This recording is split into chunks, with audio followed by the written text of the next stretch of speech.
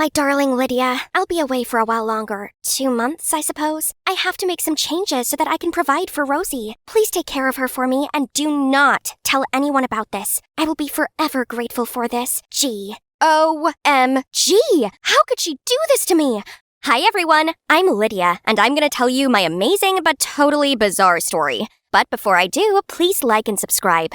I have a big sister, Gwen, who's 2 years older than me, and she's basically a genius. From as young as I remember, I idolized her. What is 25 squared? 625, Dad. Honey, what's this? It's the Starry Night, an oil-on-canvas painting painted in June 1889 by the Dutch post-impressionist painter Vincent van Gogh. While I'm, a bit different. And Lydia, I have 10 candies. I'll give you 2. So how many do I have left?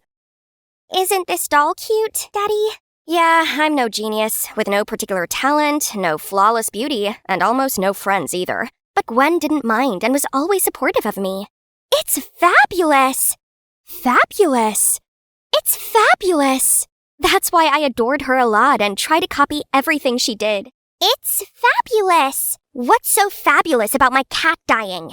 Oops, wrong timing. Then, when I was 16, Gwen left for college. Out of sight, but definitely not out of mind. My parents went on about her all the time, which only made me miss her more. I dreamed of going off to college and having a perfect life, as she did. But for that to happen, I needed to shake up my plain Jane life. I wonder what my hidden talent is. Could it be dancing?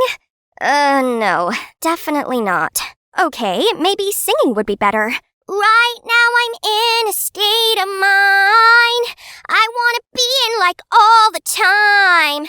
Ain't got no tears left to cry. That's enough. Next. Gosh, why can Gwen make it seem so easy? But at least my grades didn't fail me. I studied my butt off and finally got into law school just like Gwen did, then moved out. Yahoo! So here comes my first day of college. Send me spiritual strength, Gwenny. I successfully joined the cheerleading team and boys started noticing me. But I only had eyes for Ethan. My super handsome boyfriend. Finally, I achieved the life I'd always wanted. Thanks, sis, my real-life role model. Then one day, I arrived home to see a familiar figure waiting for me. Gwen! I was so happy, thinking she'd finally freed up time to visit me, but she looked so upset and had gained weight. A bit. College life seems to have fattened you up. Lydia, I'm pregnant. What the chocolate fudge? One eternity later, I finally managed to close my goldfish mouth, then invited her inside. I dropped out of college 6 months ago, then found out I was expecting a baby right after. My due date's in just 2 weeks, and I have nowhere to go. Please, Lydia, let me stay here. Our parents must not find out. I can't face their disappointment. How about my disappointment? She was meant to be perfect, but she's just ruined everything. What about the father?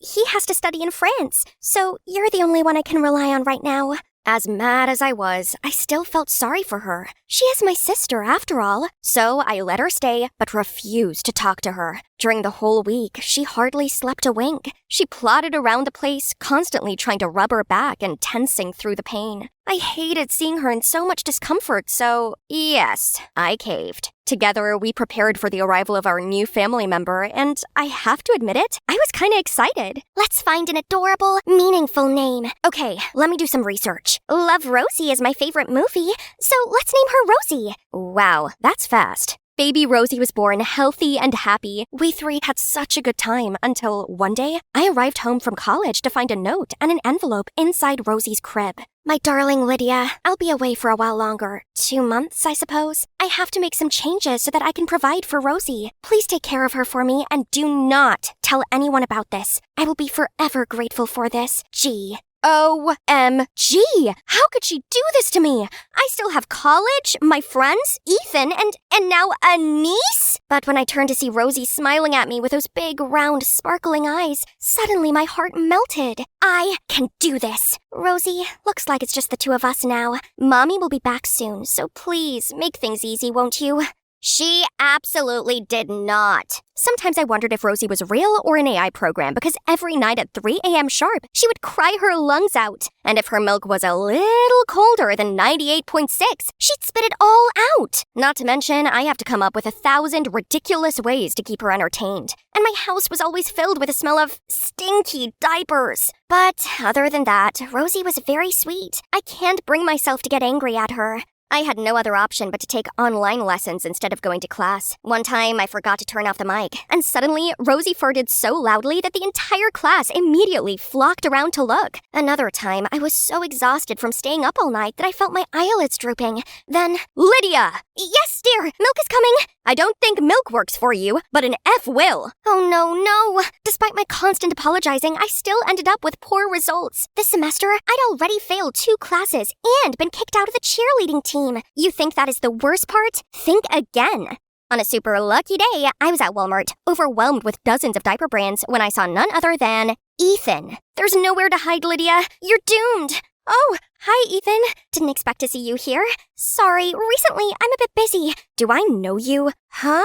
I'm Lydia, your girlfriend? What? It's really you? You ghosted me for the past few weeks. Jeez. Did you even take a shower? And what's that thing? Want to trap me with a baby? No, she's not my child. And it's true that I forgot to wash my hands after changing Rosie's diaper this morning, but anyway, please, I just need to look after her for a few more weeks and everything will be back to normal. That's enough. Look at you. You're just like a cave girl. By the way, use this. And you know what? We're over. No words can explain how pathetic I am right now. It's all because of your mom. She's such a... Now my life's a living misery, all because of you two. Shh. I'm sorry, Rosie, I didn't mean it. None of this is your fault. 2 months is almost up. When your mom's back, things will be okay again.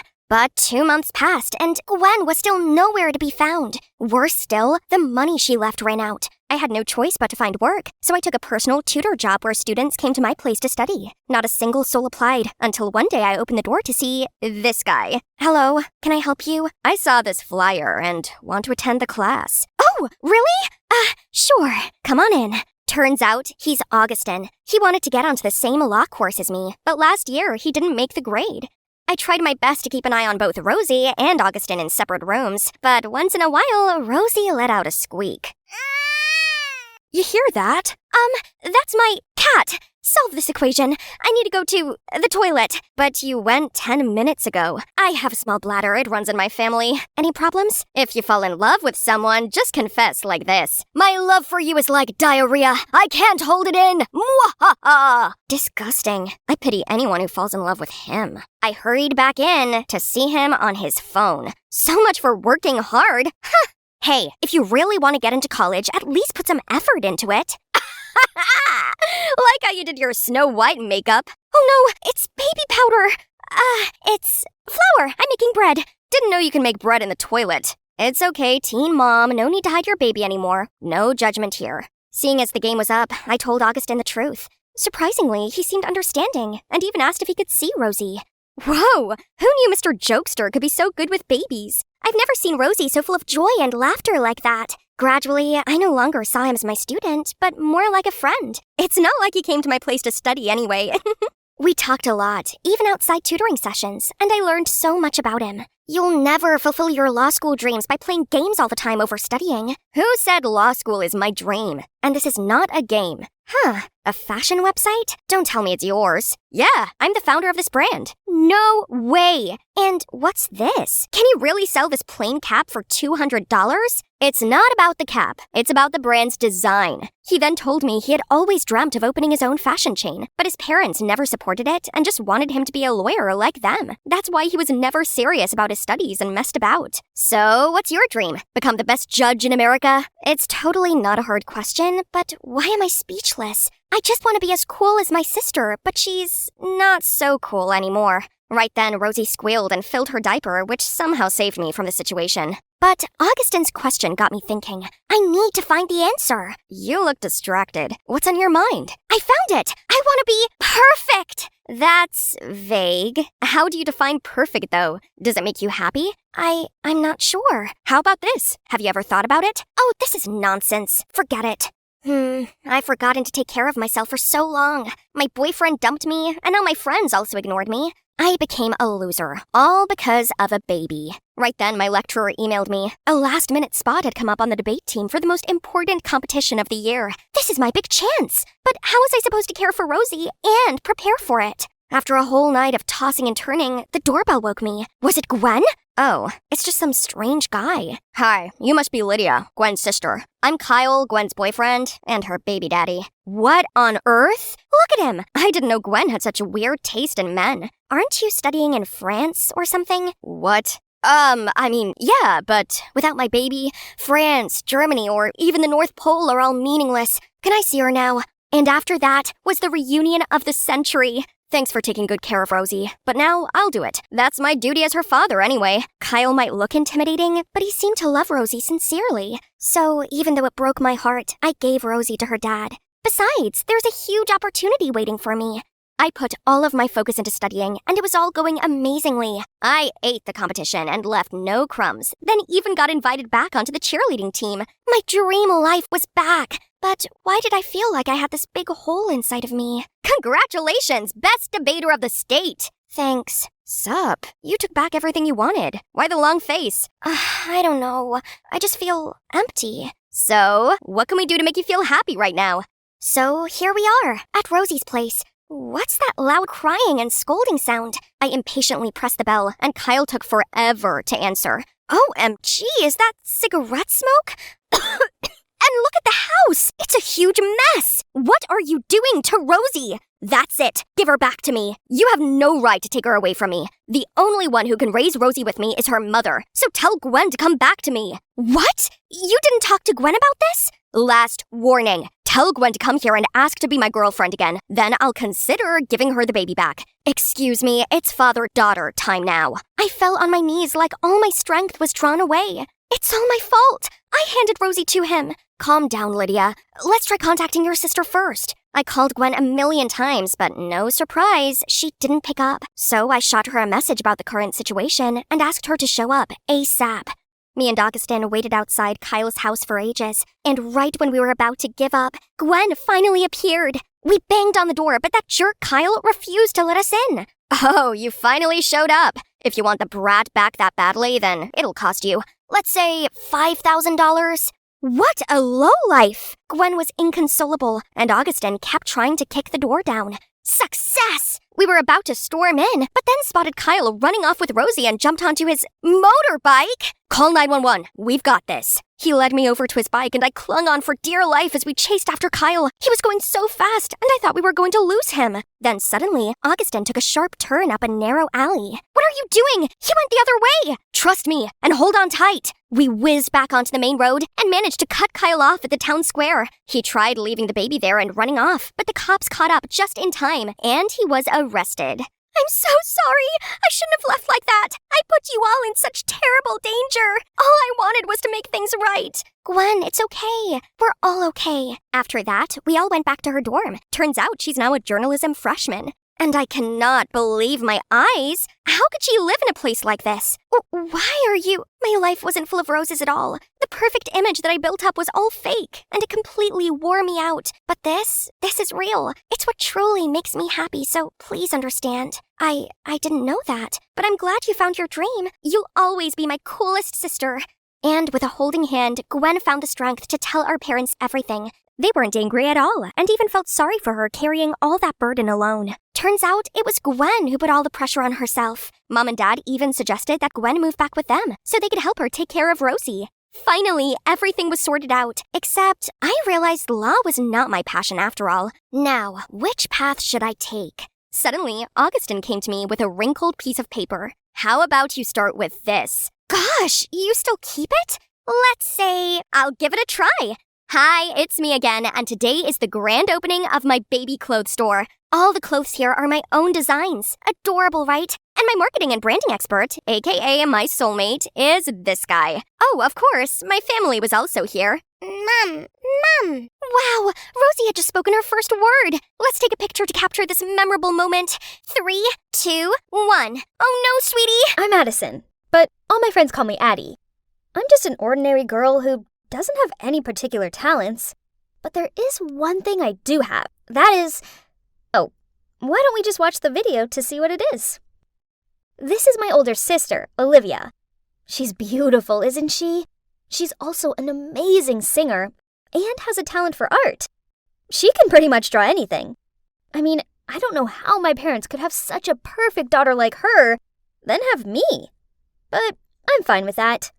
Olivia was all about winning trophies and medals, while I was happy with the ice cream and ton of snacks my parents gave me for getting a B on my math exam. Hey, Addie, my baby. Guess who's got some new trendy clothes? Oh, Mom, Dad, I don't like these things. Why are you buying so much?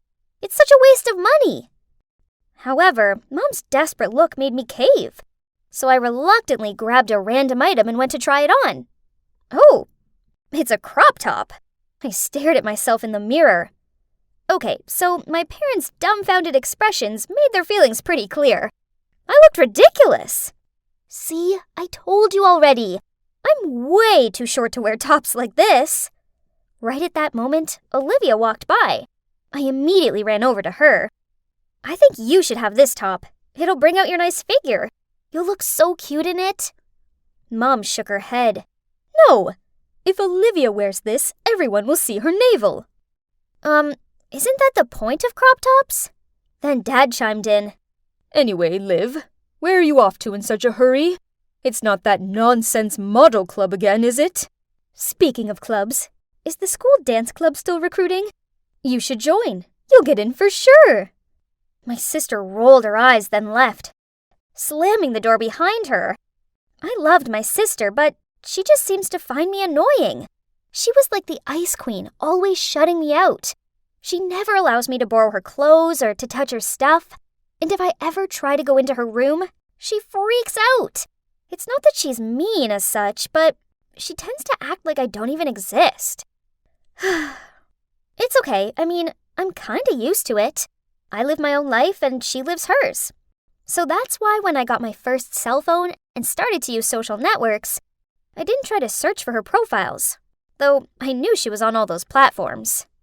That evening, my mom asked me to go upstairs to call Olivia for dinner. No answer. So I began pushing the door open. She suddenly appeared from the bathroom and yelled, "Hey, what are you doing? You know you're not allowed in my room." I knocked, but you didn't answer. Mom says it's dinner time. She hissed at me and shooed me away. Ugh! Why did she have to treat me like I was some pest? The way she was so weird about her room was annoying. Maybe she was hiding something in there? Nah, probably I was just overthinking this. Olivia was always like this. Life went on, and my sister, well, she continued to distance herself from me. But then one weekend, I walked downstairs to find her cheerfully humming a song as she danced around the kitchen. When she saw me, she smiled and said, "Morning, sis. Come sit here. I made you breakfast." Okay, this was weird. I cautiously sat down and kept looking at her. Why are you so happy? And where are Mom and Dad? Mom and Dad just rushed off on some work thing. Then she put the plate in front of me, grinned, then continued. Mom made cookies this morning and told you to take them to Grandma's. Tell her I said hi. Oh, you're not coming with me? No can do. Sorry, I've got work to do. She continued to look at me, and I got the feeling she wanted me to hurry up. Before I'd even finished my toast, she passed me my jacket and bundled me out of the door. Having no choice, I made my way to Granny's while in deep thoughts about how odd this was. Until I realized that I didn't even have the cookie bag with me. I'd left it at home. Gosh! I immediately rushed back. But, why was there a strange car parked outside my house? I lingered back and watched as a middle-aged man got out of the car. Before he even got to the door, Olivia opened it and smiled at him. I dove behind a bush so I could carry on watching. Huh? Why was he handing her flowers and a gift box? She happily took them from him and even leaned into his ear and said something. Oh my God! So this explains my sister's strange behavior. They're a couple, aren't they? I never thought that my sister would be interested in an old man like this. Shocking. But wait, what if he's deceiving her?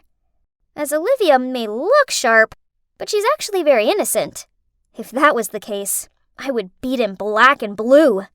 But this was just my speculation. I can't hastily act without knowing the truth.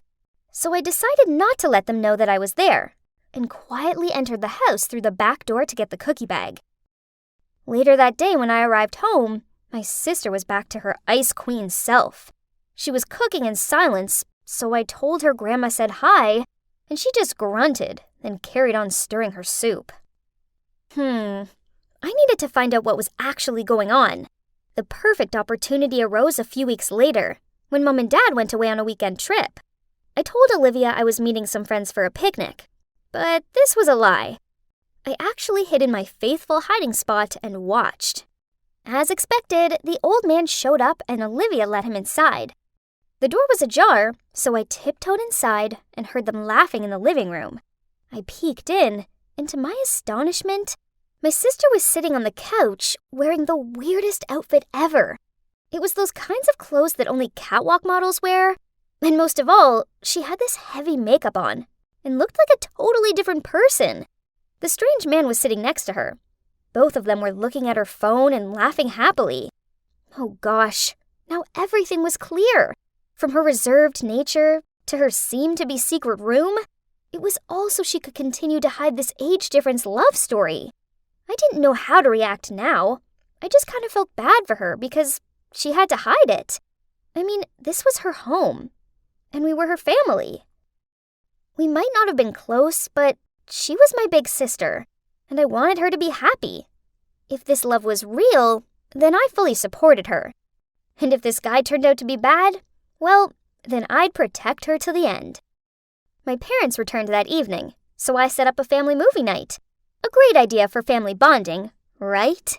I chose a romantic movie in which the main actress is much younger than her boyfriend. In the middle of the movie, I turned to my parents and asked, "Mom, Dad, if you were their parents, would you allow that relationship?" They gave me confused looks. Then Dad immediately asked, Hey, Addie, don't tell us that you're in love with an old man, huh? This startled me, but before I could say anything, the doorbell rang. I was about to go open the door, just to avoid answering Dad's question, but Olivia was faster. Not long after that, she turned back and shouted at me, "Addie, how dare you touch my phone?" What's up, Liv? Who's at the door? Go ask your dear daughter Addison. She gave me a dirty look, then stormed up to her room. My parents immediately bombarded me with loads of questions. What's happening here? Who was the one ringing the bell? Why that manner of Olivia? Okay, the one who rang the bell was Olivia's boyfriend. So, earlier, when Olivia left her phone in the kitchen, I noticed that there was a message from a man named Henry Davis. I immediately searched for him on Facebook and found out that this was the same guy who'd been visiting her. So, I used her phone to text him, telling him to come around at 8 p.m. I thought it would be better if Olivia could make her relationship public with our parents. But, Hayes, it seems she didn't take it very well. Anyway, now I had no choice but to tell my parents everything. Their faces dropped, and without saying anything, they ran upstairs and banged on Olivia's door. But there was no reply. Instead, all of us heard a rattling sound from the back door, and Olivia had fled. Our parents' faces turned red, while I felt so guilty as I not only wasn't able to help her, but only worsened the situation. The next day, Olivia still hadn't returned. She also didn't show up for school, which caused my parents to freak out. Then I suddenly thought of Henry. Right, why didn't I think of asking him from the beginning? So I immediately contacted Henry and asked him to help find Olivia. That afternoon, when I just got home from school, I saw Henry driving off. There was a note stuck to the door saying Olivia was fine with an address below, and it also said if we come there at 9 a.m., we'll see Olivia. The next morning, we showed up earlier than scheduled. Huh? It was a studio, and just like Henry said, Olivia was there. She looked so glamorous and was so busy prepping for a photo shoot that she didn't seem to notice us. Henry welcomed us and started explaining everything that made my parents, as well as me, speechless. Turns out, the truth was far from what I thought. He was not her boyfriend. Instead, he's her manager. He saw Olivia's potential and guided her to become a photo model and a TikToker. The flowers and gifts were from the brand she was working with. And the other day, she wore that outfit and makeup for a TikTok video. After the shoot was over, we walked over to her. But she took one look at us and ran away. I managed to catch up with her, then said, "Sis, why didn't you just tell us the truth? We're your family. We'll always be on your side." "On my side? Really? You have no idea what it's like to be an outsider. It doesn't matter how many competitions I win. I'm invisible, while you get praised for just getting an okay grade on a math test. I want to be a model, but they don't want that for me. They want me to be miserable. I'd rather leave that house to do what I love." I was dumbfounded, and so were Mom and Dad, who by this point had caught up with us and heard everything she'd just said. Dad hugged Olivia, then in an emotional voice said, "Olivia, it's not that we forbid you from doing what you want. We were just worried for you.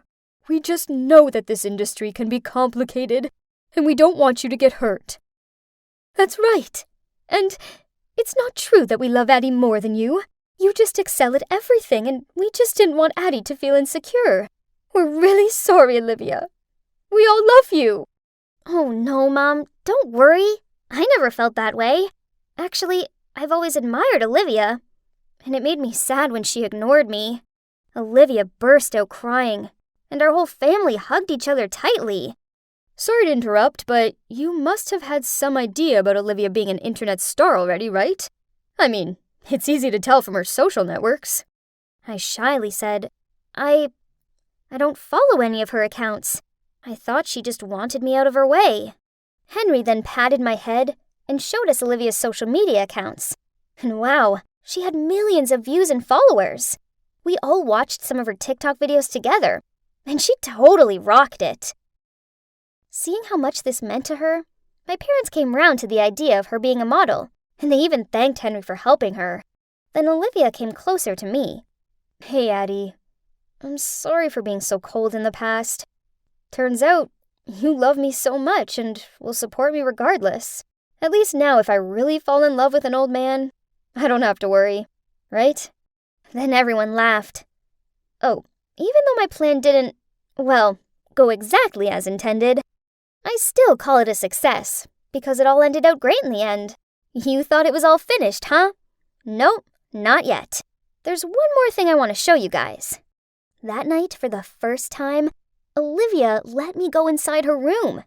Wow, it was like a mini studio with expensive flashlights, a ring light, and a camera. And her clothes and makeup collection were super impressive. Oh, do you remember what I said at the beginning of the video about being an ordinary girl? Well, that hasn't changed. But now I can confidently say that there is one thing I do have, and that's an awesome big sister who loves me unconditionally. I can't believe it's been a year since Gerald passed away. I know it's been hard, but on the bright side, at least you still have your 2 wonderful daughters. "Thank you." She smiled. Then she rubbed Jamie's head. "I'm very proud of this one." Yeah. Jamie's pretty, Jamie's girly, Jamie's adorable. And I was just the other child. I watched on as the 3 of them relaxed on the porch, giggling about dumb stuff and enjoying their lemonade, while I struggled with this stupid lawnmower. They didn't even notice me. I quickly finished up, then I grabbed my skateboard and hurried out of there. "Charlotte, stop right there! And where exactly do you think you're going without my permission?" "Skateboarding," I grumbled, then left. Whatever, she didn't care anyway. She just wanted to suffocate me. It wasn't like this back when I had Dad on my side. As you can see, I'm not a girly girl. All that manicure and makeup stuff just seems like nonsense to me. But my non-identical twin, Jamie, lives for it. She always wakes up extra early just so she has more time to style her hair, apply her makeup, and pick out her daily outfit. Then all she does at school is sit around with the other Barbies and giggle at pretty much everything. But guess that's the kind of girl Mom prefers, as it's blatantly clear that Jamie's her favorite. It's always me who had to do all the chores in the house, just so her Jamie could sit there scrolling through her phone. There was one time when I was washing the dishes, I heard a deafening shriek. No, my sister wasn't being murdered. Instead, there was a spider crawling across the floor. Poof! It was just a spider. Nuts! I didn't want to be a chore slave. I just wanted to skateboard. Yeah, skateboarding and painting are my true passions, but Mom told me skateboarding was for boys. Ugh, how ridiculous! So I often snuck out. There were times I got so into it that I lost track of time and arrived home to Mom's furious eyes. "You're grounded. Next time, I won't hesitate in breaking your boards in half." Jeez, that was so unfair. I pushed past her and ran into my room. Then, clutching my board, I burst into tears. I wish Dad was still here. Whenever Mom and I argued, he always came up to my room and told me how Mom only acted the way she did because she cares about me. She just has a different way of showing it. It's been a whole year since he passed, all because of a freak accident at the factory he worked in. Now, we all had to rely on Mom's home tailor job, and I just became the errand girl, while Jamie sits around looking pretty. Worse still, Mom insisted I get a part-time job to support the family, while Jamie didn't have to. When I questioned Mom on this, she just said, "Jamie isn't like you. She wouldn't be able to handle both school and work." Excuse me, what? But I knew arguing with Mom about it was pointless. Anyways, it all worked out okay, as I landed myself a job in this cool skateboard store. Oh, and also, less house chores. One rainy afternoon, the store was quiet, so I took out my sketchbook and designed some skateboards. Then my manager, Rick, peered over my shoulder. Uh-oh, was I in trouble? But to my surprise, he said, "That's pretty good." Then he passed me a flyer for a skateboard designing contest. "You should give it a try." This contest was meant to be, so I spent all my free time shut away in my room working on my design. I didn't see Mom or Jamie for a full week. How peaceful. And guess what? I won first prize. It was awesome. However, Mom snatched the prize money from me due to family financial reasons. So my money was going to be used on new clothes and makeup for Jamie. Unbelievable! I didn't want to be under this roof anymore. But at 15, where else could I go? Poof. Then Mom told me her work was slow at the moment, so I should enter more contests to support my family. Hey, it got me out of chores, so I agreed to it. And I pretty much won all of them. But it did annoy me that I didn't get to keep my rewards. Then when I saw Jamie showing off her new shoes, I just wanted to yank them off her feet and throw them at her. Ugh! I thought twins were meant to have some sort of deep connection or something. Not me and Jamie. We couldn't be more different. Finally, I had a day off, so I arranged to go skateboarding with Rick. I grabbed my board and was about to leave when Mom blocked the door. "Charlotte, where do you think you're going? Jamie has a date tomorrow, and her dress needs hand washing." What? This was ridiculous. I rolled my eyes and said, "In that case, she can wash it herself." "Don't take that attitude with me, young lady. You'll do as you're told." Through angry sobs, I screamed at her, "I wish you weren't my mom!" Then I ran upstairs to my room. Right at that moment, the doorbell rang. My mom calmed down, cleared her throat, and opened the door. Huh? Why was there an expensive-looking car in our driveway? And why was a wealthy-looking couple standing on the doorstep? Curious, I hid behind the wall to see who they were and what they were here for. From my eavesdropping, I found out that the couple was the Barnes. They'd just retired from their jobs working for the government in the Secret Intelligence Department. Mom and Mrs. Barnes were besties in high school, so when they both fell pregnant at the same time, Mom offered to bring their daughter up as her own, so they could go and work away on their secret mission. "We've both taken early retirement, and we can finally enjoy life. We're very grateful to both you and Gerald for looking after our daughter, but we're here to take her home now." Oh my God! Turns out, one of us was adopted! No wonder we were nothing alike. But was it Jamie or me? Could it be me? I mean, Mom always preferred Jamie, so she could be her biological daughter. I knew they were my real parents. I could feel it. So taking a deep breath, I nervously stepped out to meet them. "Jamie, come down here, sweetie." Mom called, and I froze on the spot. I watched on as Jamie appeared, and Mom introduced her to her real parents. She didn't even seem surprised. She just replied, "Yes, I know," then sweetly grinned. "I'm so happy that I can finally meet you both." The Barnes cooed over Jamie like she was a puppy or something. Then they got emotional and all. Ugh, it made me want to puke.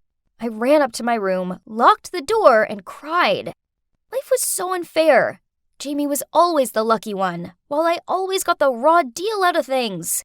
I must have cried myself to sleep, as when I woke up, it was morning. I reached for my phone. Jamie had messaged me. "It's sad you missed my farewell dinner. I had a great time living with you.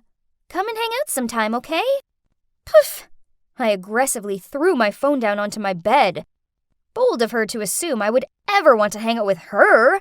We had nothing in common. Luck alone was an example. Life went on, but without Jamie, as she moved to some rich kid's school. And I continued going to school, work, sneaking out to skateboard, and avoiding Mom as much as possible. Then one chemistry class, while we were carrying out an experiment in the lab, one of my classmates made a mistake. And boom! We were all left looking like Cinderella.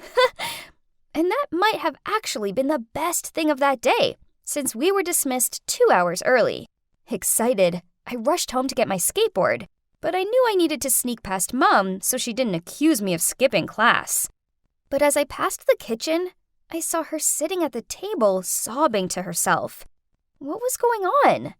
Suddenly, she stood up and walked out to the backyard. There was a leather notebook and a pen on the kitchen table, so I tiptoed over and took a peek. It looked like her diary. Those freshly written lines were stained with tears. "Jamie, my baby, I miss you terribly. I want you to live a wealthy, happy life. So I made the ultimate sacrifice. I tell myself every day that you're now a Barnes, not a Smith anymore. Not my daughter anymore." What? I couldn't trust my own eyes. What did these words mean? Could it be... But even if she mistreats me sometimes, she couldn't be that kind of person, right? I tore out that page, then hurried off to the skate park. Only I couldn't concentrate. It was so bad, I messed up my pop shove-it and landed on my butt. Ugh, this was driving me insane. That evening, Mom appeared in my doorway and asked, "Charlotte, what did you do this afternoon?" I answered, "I told you already. I was at school and then the skate park." "Did you see my notebook? The leather one?" I shook my head in response. "Oh, it's my expense book. I can't remember where I left it." She gave another scan around my room before leaving.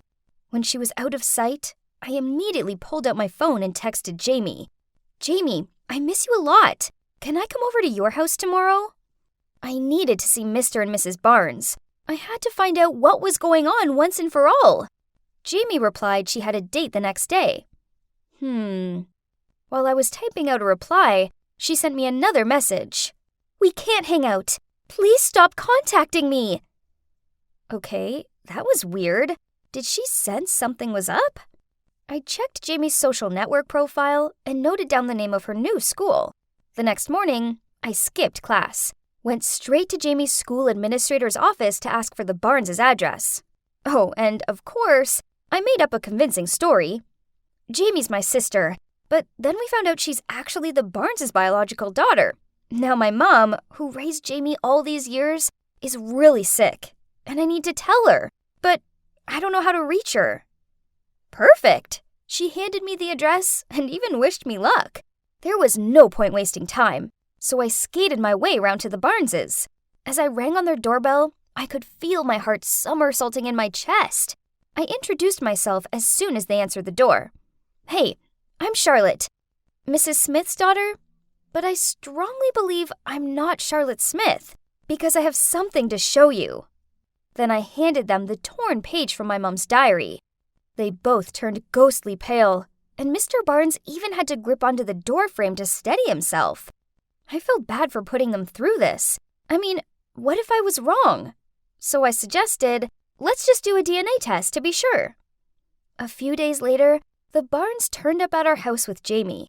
They slammed 2 DNA test results down in front of Mom. I peered down at them. Whoa!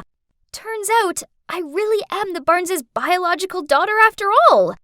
Mom gave this expressionless look, but then in a quiet voice she said, I just wanted Jamie to have a wealthy and privileged life. She's not as strong as Charlotte. She needs this more. Please don't blame her. She didn't know anything about this. Then she hugged Jamie and cried. Mr. and Mrs. Barnes looked overwhelmed. Finally, Mr. Barnes managed to find the words to say, Jamie's also like a daughter to us now. We will take care of her like you did with our daughter, but just stay away from us. He pulled Jamie away from Mom and guided her out of the house. Mrs. Barnes hugged me as she started crying. I found myself doing the same. This was my real mom holding me. Whoa, this was so crazy. I packed my things, but as I was leaving, my old mom called me back. Charlotte, I have something to give to you. Then she handed me a small box full of cash. This is your prize money. I put it away for your college fund.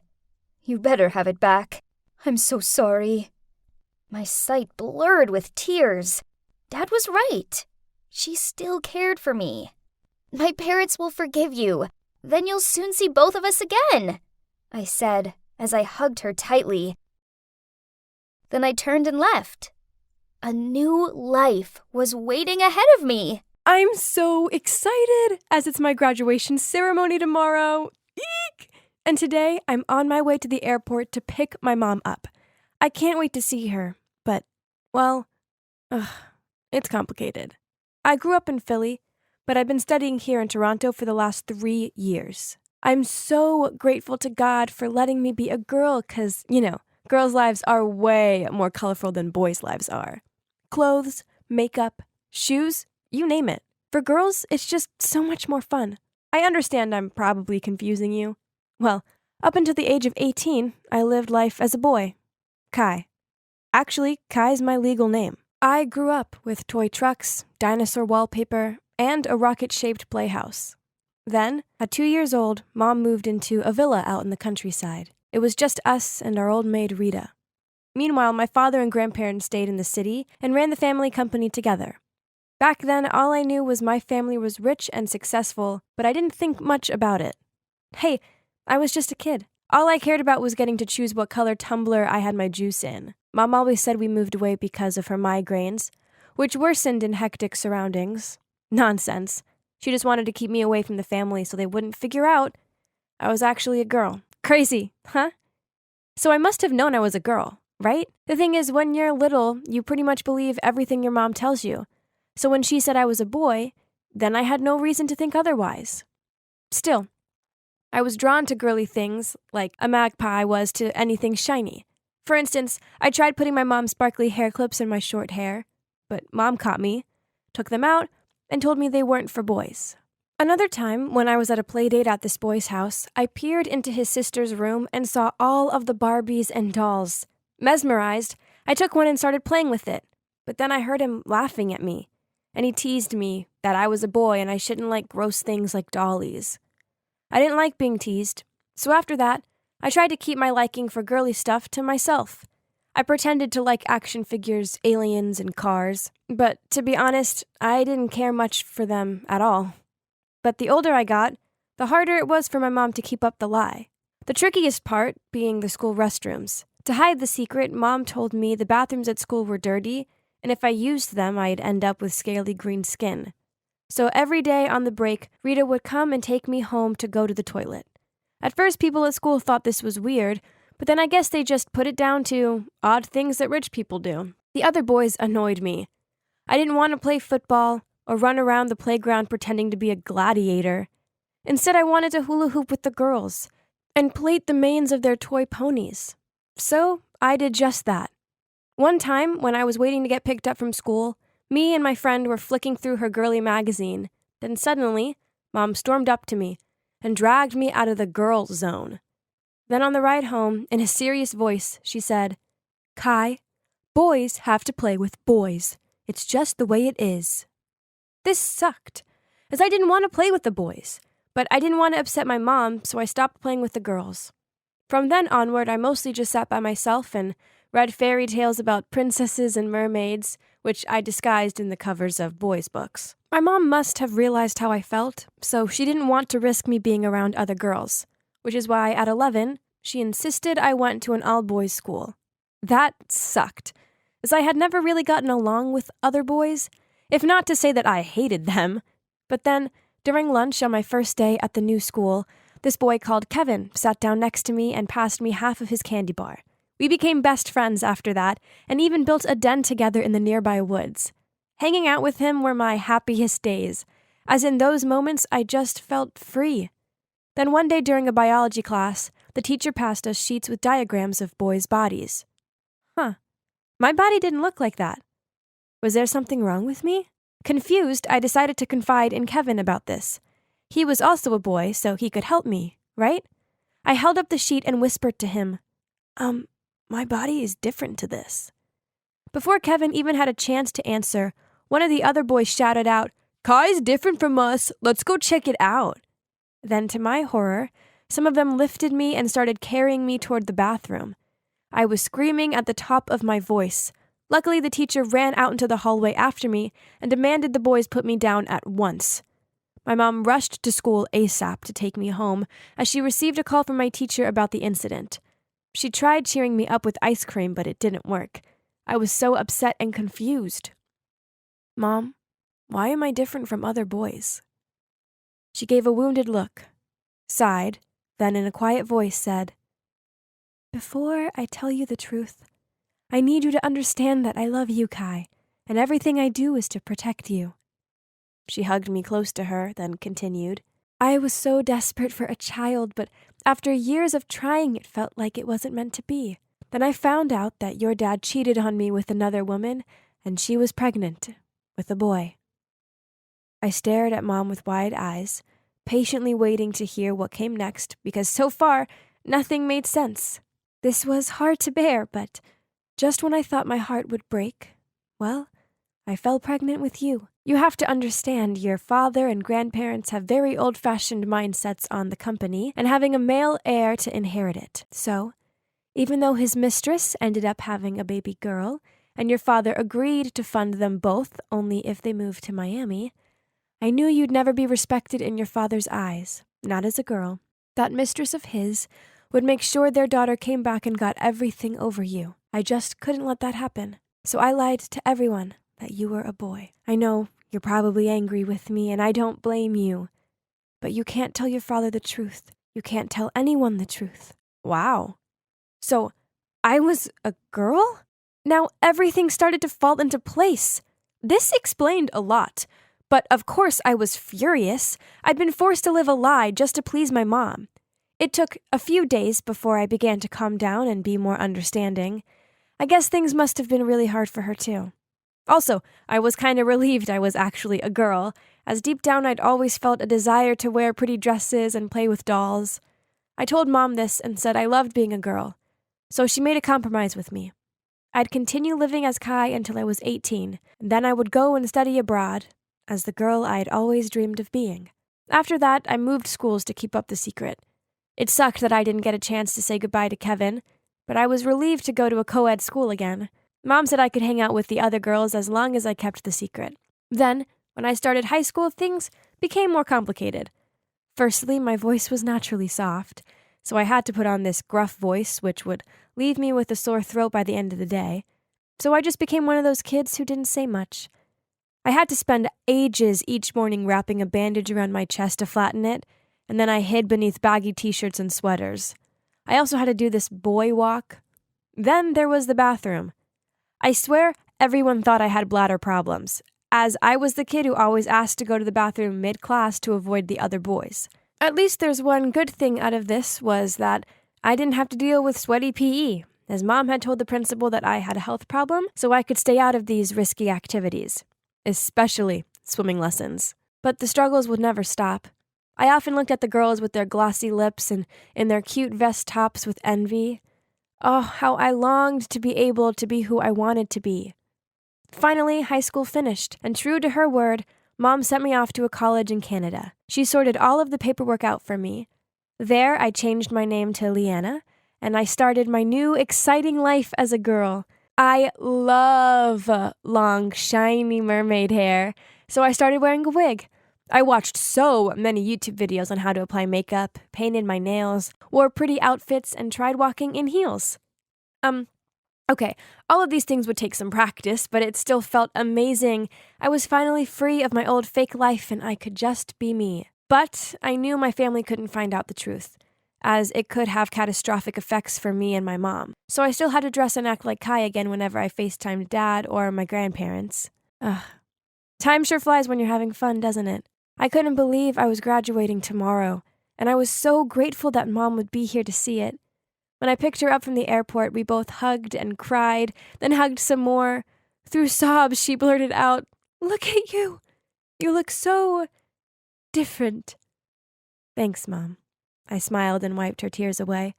Luckily, Dad's workaholic, so he didn't even ask to come. Phew, as that would have been an awkward situation. As I wheeled Mom's suitcase out of the airport, she said to me, "We just need to take some photos of you graduating as Kai to show the rest of the family."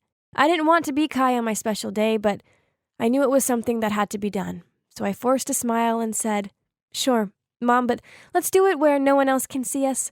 I don't want my friends thinking I've gone crazy." The graduation ceremony was awesome. It felt so good to be up on that stage collecting my degree as my true self, glossy hair and all. Afterward, I took Mom to my favorite restaurant to continue the celebrations. As I twirled a piece of pasta around my fork, I said to her, "It feels so good to live life as a girl. I was thinking, I want to go back to Philadelphia and tell everyone the truth about who I am." My mom's face dropped, and then she said something totally unexpected. "You might think it's impossible to be two people at once. Yeah, I'm Liana, but I'm also Kai. Confused? Then I suggest you check out part 1 of my story.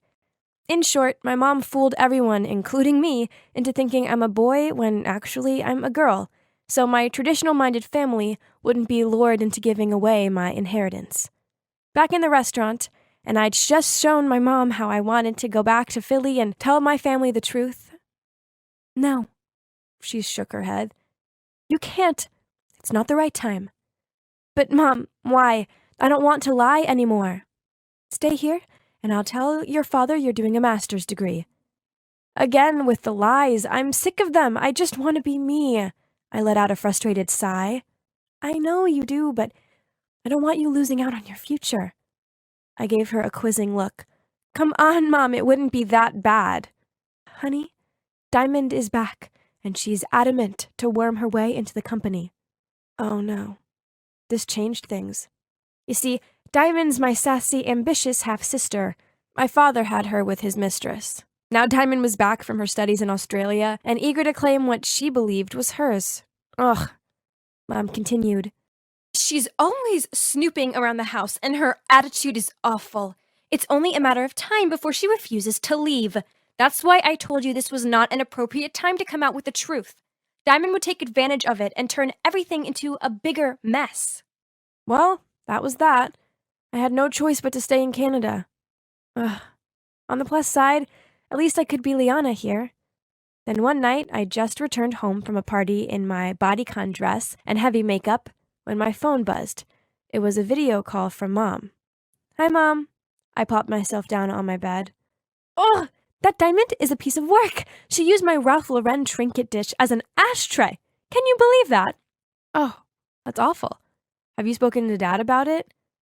Right at that moment, I saw my father appear behind Mom, and he asked her if she was talking to Kai. Startled, I immediately took off my wig, wiped my lips onto the back of my hand, pulled off my eyelashes, and wrapped a blanket around me so he couldn't see my dress. I reappeared on screen with a forced smile and lowered my voice to say, "Hi, Dad." He coldly asked, "Why is your face so dirty?" Just on... Oh, nothing. Your mother and I are to attend an important corporate event this weekend, and I want you to come with us. It will be a good experience for you. Be home by Saturday. When my father demands something, well, then there's absolutely zero point in questioning him about it, so it looks like Kai was going back to Philadelphia. That weekend, I packed my bags and transformed myself back into Kai. Jeez, I'd forgotten how much it sucked having to wear these unflattering clothes. Mom was there to pick me up at the airport. She rushed over to me and gushed, "Look at you. My daughter is so handsome." I have to admit that I was really nervous on the way home. By the time the grand house came into view, I felt like I was going to barf. I hadn't been Kai properly in years. What if I messed up, and then Dad disowned both me and Mom?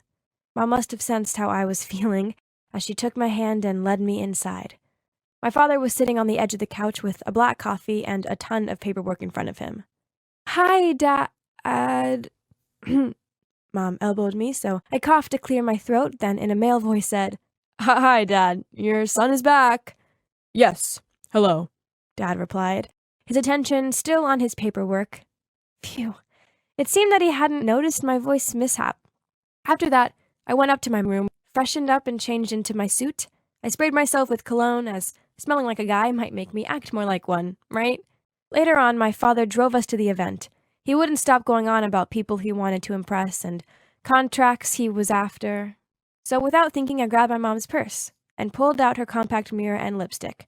I pouted my lips and was about to put it on when I saw my dad glaring at me in the rearview mirror. It's just lip balm. The flight really dried them out." I licked my lips as I quickly dropped the items back into Mom's purse. Mom peered back at me with a "be careful" look. The event was hard work. Having to be Kai in front of all these bigwigs took it out of me. So by the time we arrived home, I was ready to sleep for a week. "Daddy, I'm so glad you're back. How was your event?"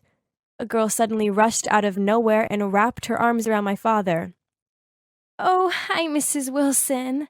And you must be my half-brother, Kai." "Hi," she smirked. This was Diamond, my unruly half-sister. Mom and I both muttered back hellos, but Dad seemed oblivious to the tension between us all. "It was rather successful. I believe the Woodward contract will be mine very shortly. Well, seeing as you're here, you must stay for dinner." After dinner, Mom and I went to the kitchen to bring out the desserts, leaving Dad and Diamond alone. But as we headed back to the dining room, we heard Diamond say, "Please let me be your assistant. I want to learn more about the family company. Besides, I'm far more business-minded than Kai, so I don't see why I can't be the director one day." Hearing this, Mom cleared her voice. Diamond then startled and turned around to see Mom holding up a plate with a smile. "Anyone for fruit?" The next day, Mom asked me to go on a walk with her around the garden. Through gritted teeth, she said, "You heard what that devil Diamond said to your father. She's after your position in the company. We can't let her get away with this." Oh no. What did my mother have planned now? I didn't want to play games, I just wanted to be Liana. She continued, "You'll have to come back home at once and work in the company. As Kai, of course." "No way," I yelled.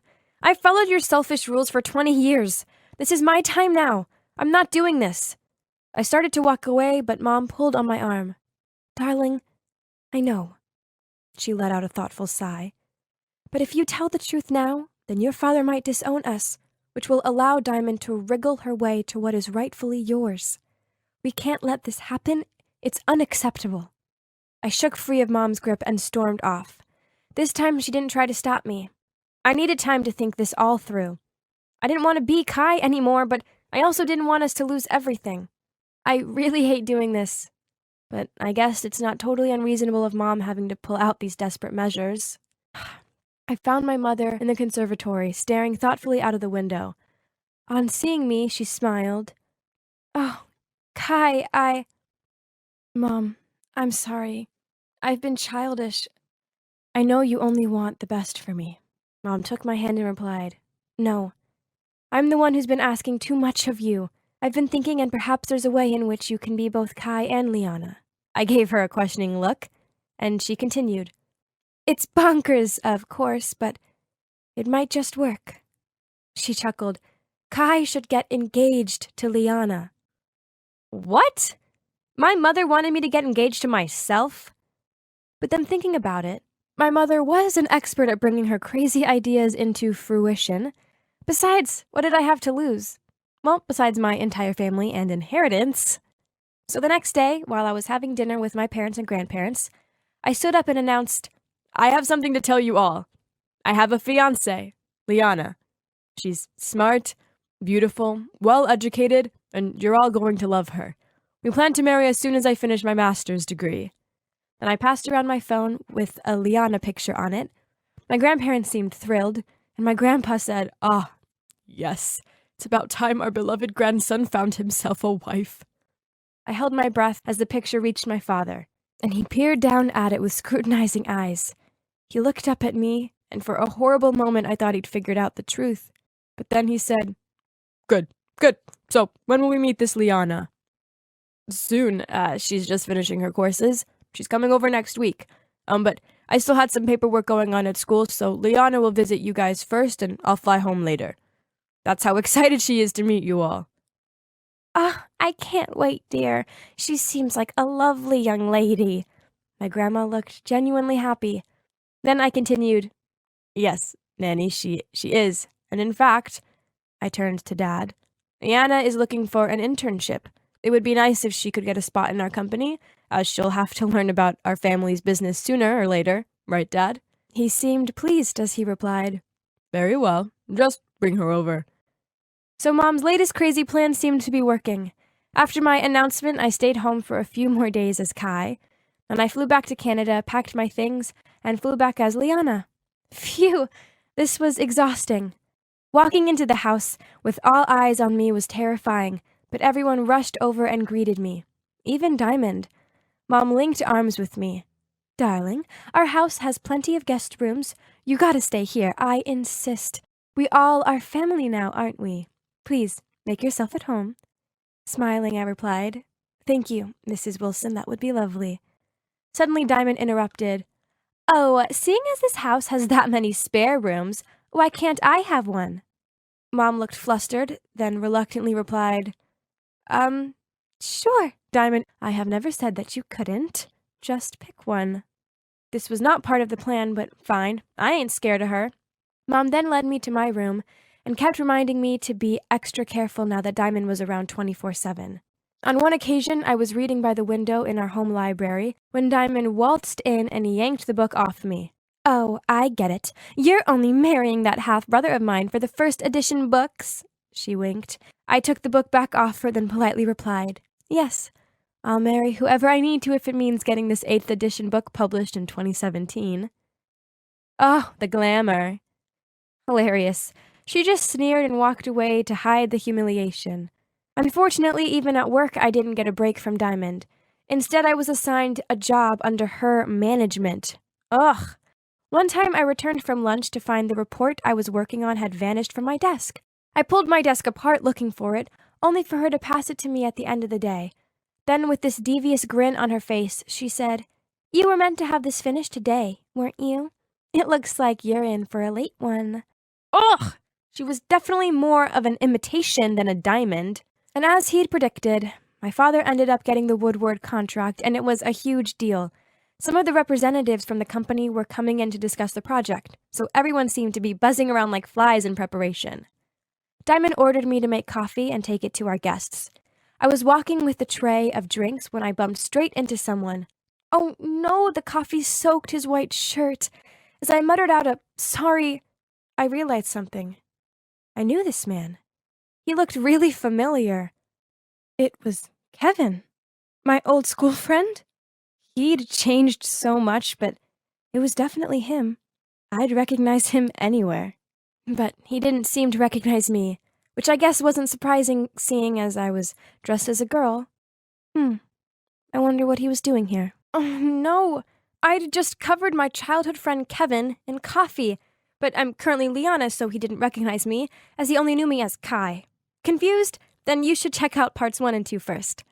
I frantically apologized to Kevin while looking around for some napkins to soak the coffee up. It's fine, he smiled. I smiled back at him. Yep, he was the same kind, sweet Kevin. Suddenly I heard Diamond's voice. Liana, what have you done? Then she appeared next to Kevin and gently touched his arm. I apologize. She's new. It's okay. It was my fault anyway. I wasn't looking where I was going. That's just typical of you, always taking the blame. She gave him this starry-eyed look. Oh, so you two already know each other? I thought out loud. Yes, Kevin and I went to college together in Oz. I introduced him to Father for this project, as I believe he'll be an asset to it. Now run along and make some fresh coffees. Diamond gave me a stare. As I went off to make coffees, again, I wondered about Diamond.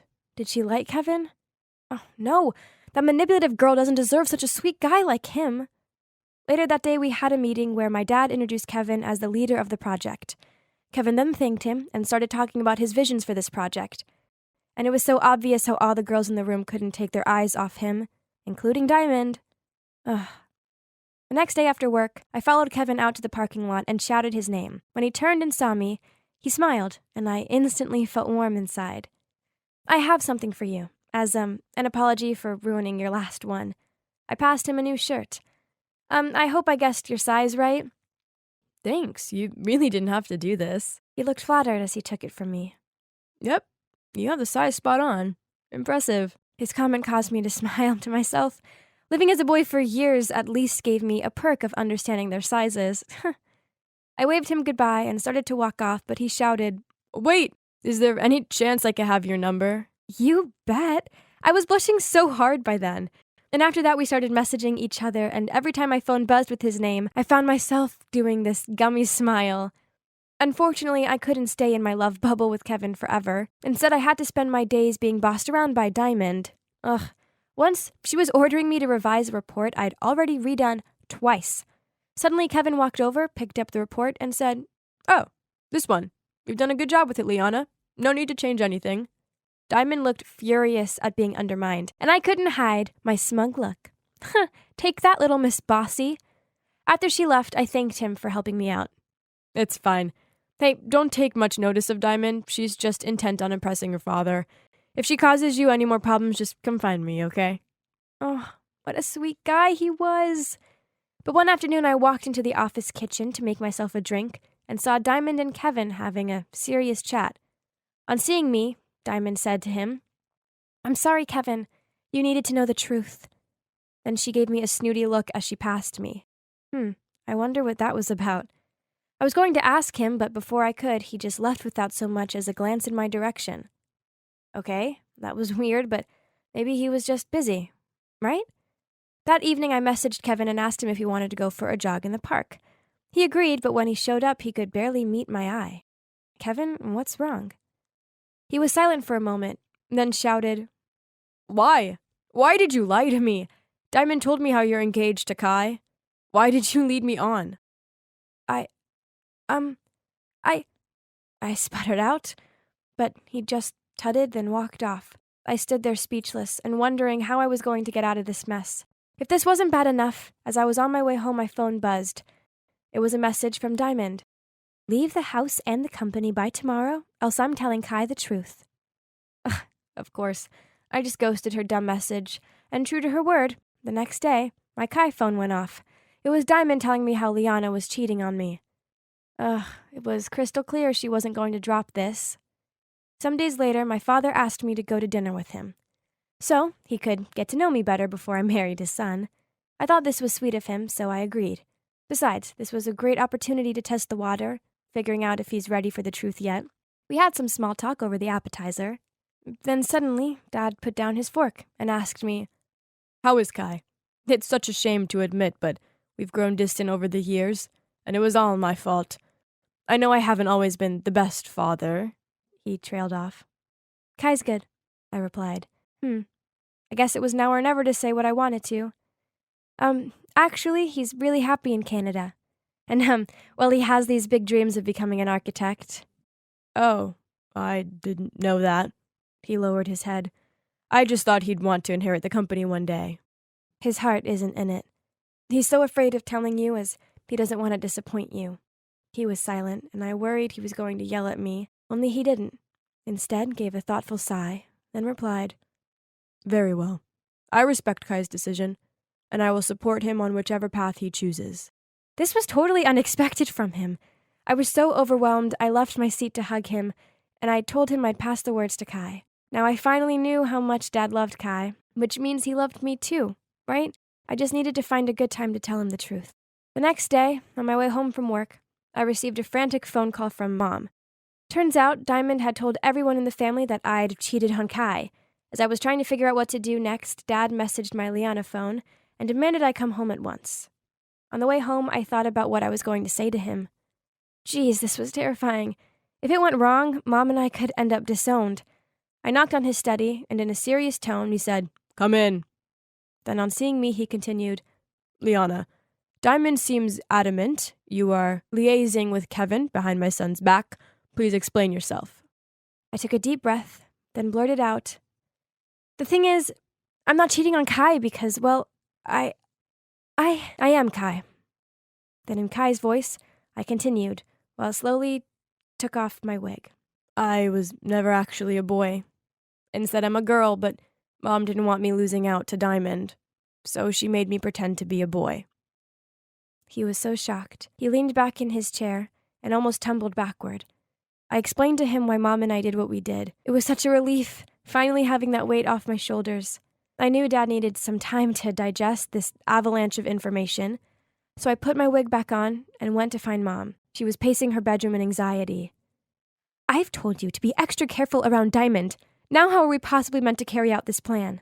"Don't worry, Mom. I had found a way to resolve this mess." I comforted her, but didn't let her know that I'd told Dad the truth yet, as that would just make her even more anxious. The next few days, Dad still acted normal, as if nothing had happened, and when I walked into the dining room for dinner, I saw Diamond's face drop. She clearly thought Dad would have chucked me out by now. She slammed her fist on the table and yelled at Dad, "Why is she still here?" Ignoring her, he asked Grandpa to pass him the gravy. This only angered Diamond further, and she pointed at me and screamed, "She cheated on Kai! Kick her out of this house!" I put down my cutlery, calmly stood up, and in a confident voice I said, "In fact, I am Kai." It was worth doing just for everyone's reaction. My mom turned white. Diamond was dumbfounded while my grandparents clung onto the table in shock.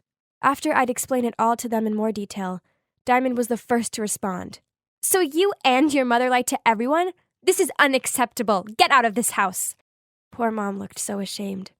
She couldn't meet Dad's eye as she mumbled out, "Don't blame Liana. She was just a child. It's my fault." Then she pulled my arm and whispered to me that we should leave. Diamond sneered, "Those liars. You deserve that." "Will you please be quiet? Else I advise you to just leave." Dad gave Diamond a stern look. This shocked her, and she sat back down in silence. "I've made a lot of mistakes over the years, and because of them I have many regrets. I was selfish and unkind." He looked at Mom. "It pains me to know that you felt as though I left you with no choice but to lie to me. I love you, but I know how I treated you was cruel. I was so desperate for a child that I sought comfort in someone else. I know I wasn't there for you and Kai, Liana, when you needed me. Now, if you'll let me, I want to make amends." Diamond jumped up to her feet so fast that the whole table wobbled. She screamed out, "This is nonsense!" and stormed off. So, that sure was eventful. But finally, everyone knew the truth, which meant Mom and I didn't have to lie anymore. And best of all, I never had to pretend to be Kai ever again. The following week, I was roaming around the house when I saw Diamond in her room, packing. I stepped in, and she said, "I'll be out of your sight in a blink. Don't worry. I'm leaving for Miami." I knelt next to her. "I don't want you to go. After all, we're sisters." She gave me this wide-eyed look. But I was horrible to you. You must have been through so much being forced to live as a boy." "Yeah, it was hard at times, but it's okay. I can be me now." I smiled. "I know I was mean. I'm sorry. I guess I've always felt like an outsider. I know my mom wants me to claim what's rightfully mine, and I felt so pressured because I'm no match for Kai. Don't worry about it. We've all done things we regret. Besides, Kai's gone, so you can just be you. You're a great businesswoman, although you might need to tone down a notch on the bossiness. I chuckled. Come on, sis. Let's get you unpacked. When we'd finished, I hugged her and said, "Oh, as for Kevin, I think we should fairly compete for his heart." She blushed. "Oh, no, it's fine. I used to like him, but he just sees me as a friend. Besides, everyone in the company knows it's you he likes." I felt good that we'd sorted things out. Now I just need to fix things with Kevin, and I had the perfect idea. I messaged him telling me to meet me by the woods close to his old school. Then I went and waited by the tree we once built a den in. He walked over to me, a confused look on his face. "Leanna, how did you know about this spot?" He sat down next to me and I said, "I used to come here with my best friend when I was a kid. He was such a sweet boy. He never judged me or questioned me. It always pained me that I didn't get to say goodbye to him." I could see Kevin's mind ticking away. That's when I took off my wig, wiped away my makeup, and passed him half of a candy bar and said, "It's been a long time coming, but I owe you this." He stared at me, open mouth. So, you're Kai and Liana?" I said, "Yeah, it's me. I'm both. That's why I always felt familiar towards you. This is unbelievable," he continued. "Wow." He stared at me through teary eyes. "Just wow. I mean, this is crazy. I was so upset when you left, and now here you are." When he got over the initial shock, I told him about my life and why I pretended to be a boy. Afterward, he hugged me tightly and said, "I'm not losing you again, Liana. I love you." I was laying around and watching Netflix when suddenly the doorbell rang. Who could that be? I opened the door and, oh my God, it was her! Ugh! Sorry, but whenever I see my cousin Zoe, I instantly feel tense. I just can't stand her, and I think the feeling is mutual. Hey, cuz! How's it going? What are you doing here? Is that how you greet your cousin? Then she shoved past me and walked into my house, followed by her driver, who was carrying 4 huge suitcases. Huh? Was she gonna... Yup, she was planning to stay here. Why, though? Trust me, I don't like it either. I wanted to stay in the penthouse of a 5-star hotel, but my parents were insistent that I stay with you. How long are you gonna be here? And what about school? Oh, I'll be homeschooling for a while. Well, at least for 2 months. We're renovating the entire mansion, so it could take longer. I mean, you know how enormous my house is. And we're also hiring this world-class interior designer all the way from France. Ugh, classic Zoe. She never misses an opportunity to brag. And now I'm stuck with her for months. Ugh, why did my parents agree that she could stay? Well, easy for them to say, as they were jet-setting across the world, so they didn't have to put up with her. The next day, some strange noise woke me up. Ugh, it's only 6 a.m., and the bickering seemed to come from the corridor. My mattress is as stiff as a brick, and how can you possibly expect me to stay in such a tiny room? I've seen bigger cupboards. Seriously, why are you even renting this place? Do you even know what time it is? And what are you talking about? This is my house. It is? Oh, wow. Isn't it a bit small? This girl really wanted to test my patience or what? Her ridiculous complaints didn't stop there, as she went on to yell at the maids every 5 seconds. Where's my Gucci backpack? This dress needed to be steamed, not ironed. Why are there crusts on my bread? Is this even gluten-free? Ew! Then she turned to me. Leah, I can't understand why you haven't fired them already. Unbelievable! I'm going to the country club for breakfast. Au revoir! Then she left. Oh well, at least I could enjoy my breakfast in peace. I was actually looking forward to school now. Man, I never thought I'd say that, but at least it was a Zoe-free zone.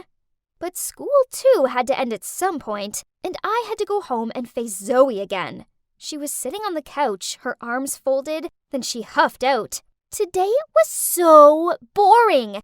Tomorrow, I'm coming to school with you. What? I blurted out in panic. No way. My school has strict rules about not allowing strangers in. Besides, it's a public school. You'll hate it. But she didn't listen and insisted that I call my dad and get him to ask the school. So I fake called my dad and told Zoe that he said it was impossible. She immediately phoned her father. Then 30 minutes later, she told me it was done. Turns out, he called the principal and just made a generous donation to the school. And voila, Zoe got accepted. Oh well, that's one of the benefits of having a rich and powerful dad. My God, I couldn't believe it. Now there was no way to avoid Zoe. We would be seeing each other all day long. But maybe when she saw how popular I was, she'd get jealous and leave. But as soon as we entered the hallway, all eyes were on Zoe. They looked at her like a Hollywood star or something. Ugh, those traitors! Zoe spent all day bragging to her new fans. She sure liked the attention because what she did next was so crazy, I thought I was gonna faint. She phoned up her father and told him she wanted to transfer to my school permanently. Oh no, I gotta tell Susan this awful news ASAP. Only my bestie could understand what I was going through right now. She told me not to be worried, as Zoe seemed fake and people would soon figure her out, and even reassured me that I was prettier. Aw, Susan, you're the best. Then I suddenly got a text from Zoe. Emergency! Take me to the salon after school. I just chipped a nail. What? So now I'm her chauffeur? Suddenly, Susan piped in. I'll take her if you want. OMG, this girl was a lifesaver. So it was settled. Susan drove Zoe to the beauty salon after school, while I could relax at home and enjoy my Zoe free time. A few hours later, Zoe returned with this frosty look on her face. What was up with her? So, how was the salon? Did you have fun with Susan? But she blanked me. Whatever, I didn't care. The next morning, I was using my hair curler. What's wrong with it? I couldn't open the clamp. Oh my God, I started to smell something burning. My hair! Help! I grabbed some scissors and snipped it off. My God, no way could I go to school like this. So I called my teacher and faked that I was ill, then made an emergency appointment with my hair salon. While I was walking back to my room to get dressed, I glanced in Zoe's room, and there it was. The weapon that brutally killed my hair! A big bottle of glue was lying on her table! Ugh! Don't think I will let you get away with this! Over breakfast, I tried to act normal by wearing a hoodie and telling Zoe I was skipping school today as I had a cold. Then she left, and right on cue, I heard a deafening scream. Her hand was stuck to the car door! I'd taken her glue and poured it all over the car door handle. Karma feels so good. The best part was that people were walking by, so she pretended she was posing next to it. Hilarious! Thank God, after spending half a day in the salon, my hair was finally saved. I arrived home thinking I could relax from all that Zoe stress when I suddenly heard her voice outside. School was already over? Great! But wait, was she speaking to someone? I peeked out of the window, and I couldn't believe my eyes! It was Kyle! My Kyle! Then he leaned in and kissed her on the cheek! So, okay, he wasn't actually mine yet, but still, how dare she? Then Susan texted me, saying, Leah, I'm so sorry. I slipped my tongue, so now Zoe knows that you like Kyle. As soon as Zoe entered the house, I blocked her way and yelled, So, you and Kyle, what on earth?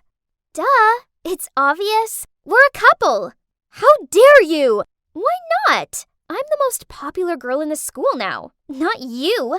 Maybe you should ask Mommy and Daddy to transfer you to another school again. Remember what happened at our last school? Then she shoved past me. Ugh! How dare she bring that up? What happened at my last school was horrible and traumatic. It's time to show her who's the boss around here. This is my school. No way am I gonna let her get ahead of me. The next day at school, there was a huge announcement. The beauty pageant, Miss Teen, was being held in 2 weeks. Some kids shouted out, "Zoe, you need to apply. The win is yours for sure." And Zoe was just standing there, pretending to be all shy and everything. Ugh, why would they think Zoe was suitable for Miss Teen? Someone needed to show them who's truly worthy. How about you and I compete? And let's see who actually deserves to be Miss Teen. Okay, why not? Then I walked toward her and whispered in her ear, "And if you lose, you have to break up with Kyle. Deal?" What? That's ridiculous. But, okay, whatever. I will win anyway. And when I do win, you have to do anything I say. Do we have a deal? Deal. There's no way I was letting her win. So I bought the most dazzling designer dresses, booked the best hairdressers and makeup artists, and prepared myself carefully for the question round. All the efforts paid off because I made it to the finale. Zoe made it too, as well as Susan.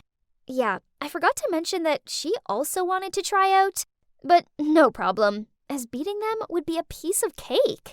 I headed backstage to get changed when I suddenly got a notification on my phone. I opened it and almost dropped my phone in shock. There, all over social media, was a photo from the worst moment of my life. It was taken at a party just after I'd been pushed into the pool. I was a drenched, frizzy-haired, smudged makeup mess.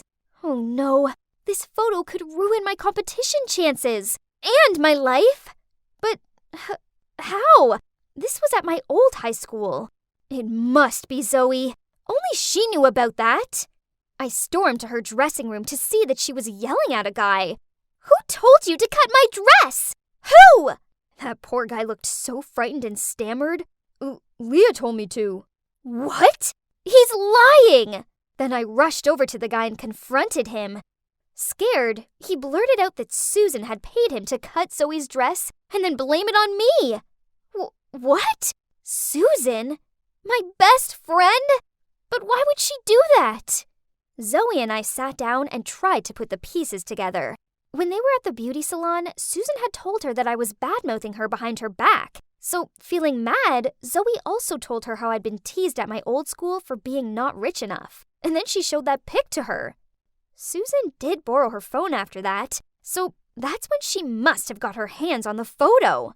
My God, I couldn't believe it! No wonder Zoe was kinda moody after she came home from the salon and played that glue prank on me. And Susan? How could she do this to me? I thought we were best friends. We went back to my dressing room. Oh no, my beautiful dress was ruined too. There was no way we could continue the contest. But then Zoe turned to me and said, "Give me 15 minutes. I'll get you another dress. You stay here and finish your makeup." But what about you? Don't worry about me. I'll be fine. Then, as promised, Zoe returned with this stunning dress. I quickly changed and went on stage. I saw Susan gawping at me in confused shock. Ha! In your face, cheater! But where was Zoe? Then the moderator joined Susan and me on stage and announced that Zoe couldn't compete anymore because of personal matters. That's when I realized she'd given up her spot in the final so she could go and get me a new dress. But why would she do that? My questions would have to wait as the final round began. Susan was up first. After her, I nervously walked to the center of the stage. The audience went quiet as the judge read the question. Everyone has experienced something that has changed their perspective of life. Can you tell us about your most memorable experience and what you learned about it? Oh God, that was a hard one. I only prepared about current events, statistics, politics, but not this. I started to panic, and that's when I saw Zoe smiling at me. I can do it, or else Zoe would have given up the competition for nothing. So I took a deep breath. My most memorable experience is being here and taking part in this competition.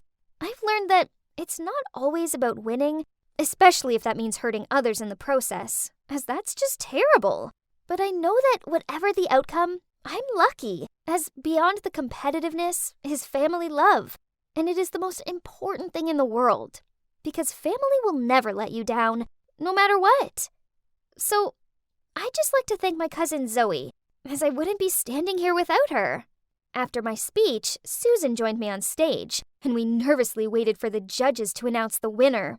The winner of Miss Teen 2020 is, congratulations, Leah Jones. OMG! I'd won! I couldn't believe it! After the competition, Zoe ran over to me and hugged me. Thanks for helping me. I couldn't have done it without you, and I'm so sorry for everything. Zoe began to sniffle. I'm sorry too. And then we hugged each other even tighter. Then she let go, looked at the ground, and spoke in a sad voice. So, as I promised, I will break up with Kyle. I had no idea you had a crush on him, else I would never have dated him. I swear. I smiled at her and said, I know, and it's okay. You don't need to break up with him because of me. If you really love him, then I'm happy for you. Zoe was so thrilled, then she hugged me again. Yeah, we hugged a lot on that day. After that, Zoe and I became best friends, and she loves studying at my public school so much that even though her mansion's renovations are finished, she's staying here. According to her, our old private school just had too much drama. That I could confirm. We're now trying to live more humble and stop being some problematic rich kids. As for Susan, after the competition, I confronted her. Turns out she was always jealous of me because everyone noticed me over her, and she hated how I treated her like my sidekick. That's why she came up with the plan to make Zoe and me fight against each other so that she could win Miss Teen and finally get the attention she desperately wanted. I felt a little bit bad for her. I mean, I guess I had acted unfairly toward her, but she shouldn't have tried sabotaging me. So now we wouldn't have lost a friend. Being kinder to people is definitely the way forward, and it's working, as this cute guy called Ben has asked me out. Actually, we're going on a double date with Zoe and Kyle on Friday, and I can't wait. I was taking an interesting-looking book from the bookshelf when suddenly I saw a face peering back at me. Wait a minute. Oh God, not him! I quickly hid my face behind a book, but too late. He'd already seen me. Duh, what was I thinking? Now I looked even more pathetic. You must be wondering why I was desperately avoiding this dude. Well, this wasn't just any dude. It was my ex-boyfriend, Owen. Talk about a day ruined. Oh, hi, Owen. I didn't see you there.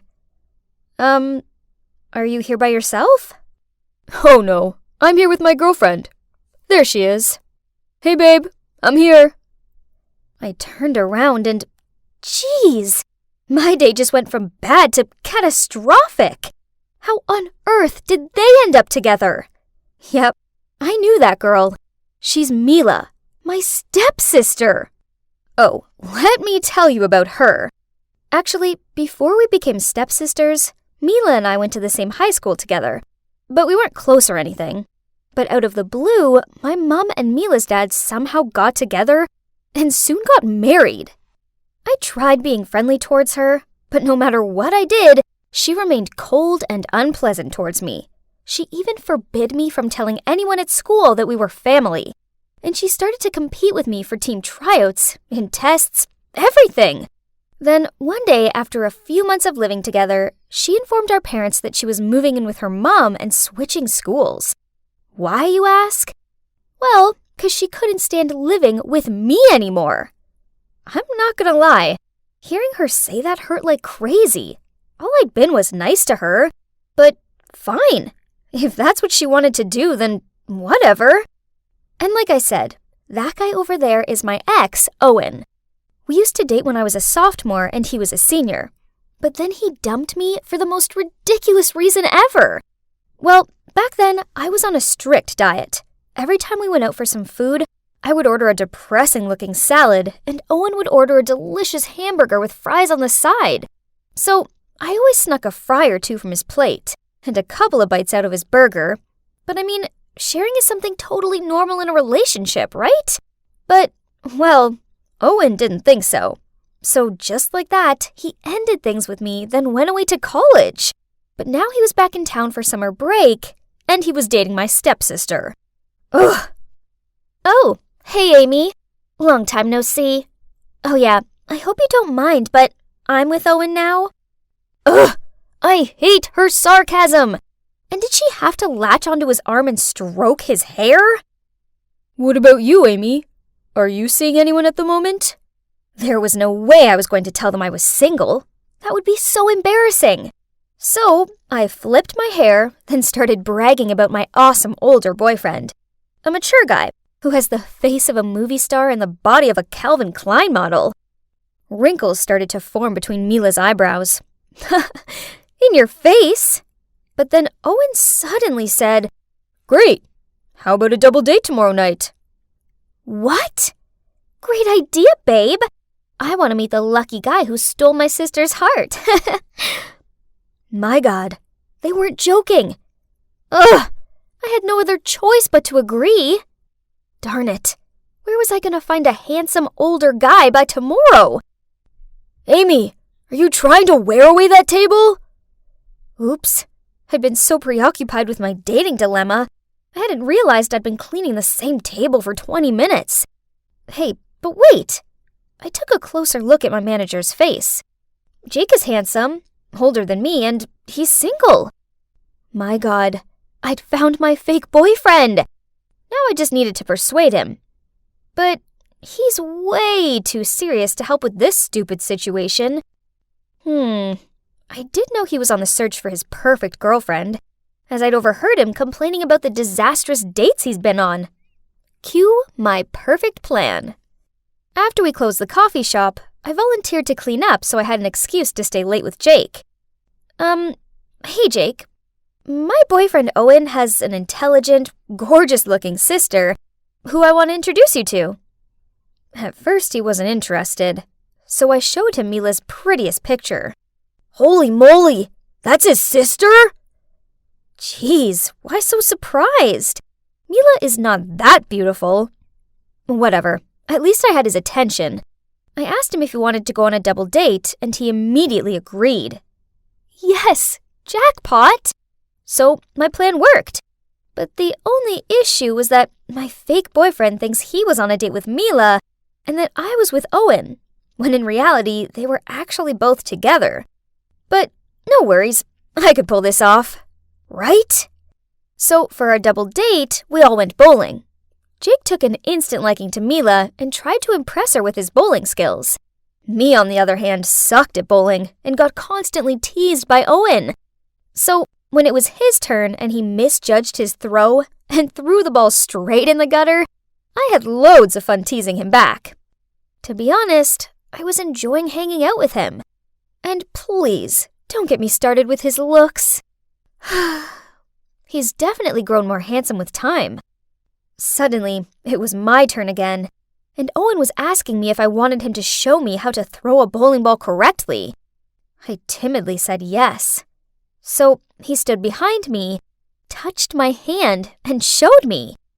Oh my God, my whole body was heating up, and I could feel that Owen was blushing too. Hang on, I think I still have feelings for him. Mila didn't deserve him. He should be with me. Overall, the double date was a big success. Jake didn't suspect a thing.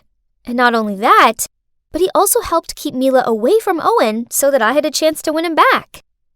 But then a few days later, Jake told me that he really liked Mila and asked me if I could set them up on a date, but this time only the two of them. What? He actually liked Mila? Of course, I couldn't set them up. It was impossible, because Mila was with Owen. So, reluctantly, I suggested another double date. He agreed, but this time he insisted that we went out for a romantic dinner. Fine. Everything was okay at first, but then Owen placed his arm around Mila while she fed him some of her mashed potatoes. I glanced over at Jake and saw the dumbfounded look on his face. I needed to separate them quickly, so I asked Mila to come to the bathroom with me. Oh, Owen is such a great guy. He's so thoughtful, and he always treats me like a princess. Ugh, she's so annoying. Well, Enjoy him while you can, 'cause he would soon be mine again. When I walked out of the bathroom, Jake ran over to me and dragged me into a corner. Owen and Mila are really strange, don't you think? Are you hiding something from me? What? I would never. They're just close siblings, that's all. Oh, and by the way, I talked to Mila in the bathroom, and she thinks you're a great guy. Of course, that was a big fat lie. If I was Pinocchio, my nose would be as long as an entire baseball bat. But at least Jake was buying it, 'cause he looked so thrilled. We went back to the table and continued this so awkward dinner. Suddenly, Owen and Mila started calling each other Buttercup, Cutie Pie, and other disgusting nicknames. Jake and I just sat there with super awkward faces. Hey, Mila, you and Owen seem to be pretty close. Have you always been this way? Of course. We just can't get enough of each other, can we, sweet stuff? She looked at Owen with dreamy eyes and kissed him on the cheek. Yes, on the freaking cheek! I looked over to Jake and, yep, he looked so horrified. But maybe he hadn't figured out they aren't siblings. Ugh, who am I kidding? Of course he'd figured it out. After the double date, he yelled at me for tricking him. I explained to him that I really like Owen and that I was trying to win him back. What about you? Do you like Mila? Jake silently thought for a minute, then nodded. He really likes Mila a lot. So I suggested that we should team up to break the couple up. And Jake agreed. I told Jake that Mila is into photography and also has professional equipment. So he messaged her asking if she could take photos of the coffee shop for his online page. And Mila said yes. While that was going on, I turned into a complete creep and followed Owen just so I could accidentally bump into him at the bakery. Then we had some croissants and talked about the old days. I thought it would be fun spending a whole day with Owen, but no. On the contrary, it soon began to get boring. Kinda annoying even. Turns out, his personality hadn't changed at all. He kept his food out of biting distance of me and still told the lamest jokes. Listen to this. What do you call a sad coffee? A depresso. Now I regret buying him that coffee. Maybe I should reconsider this. I mean, do I really want this boring guy back?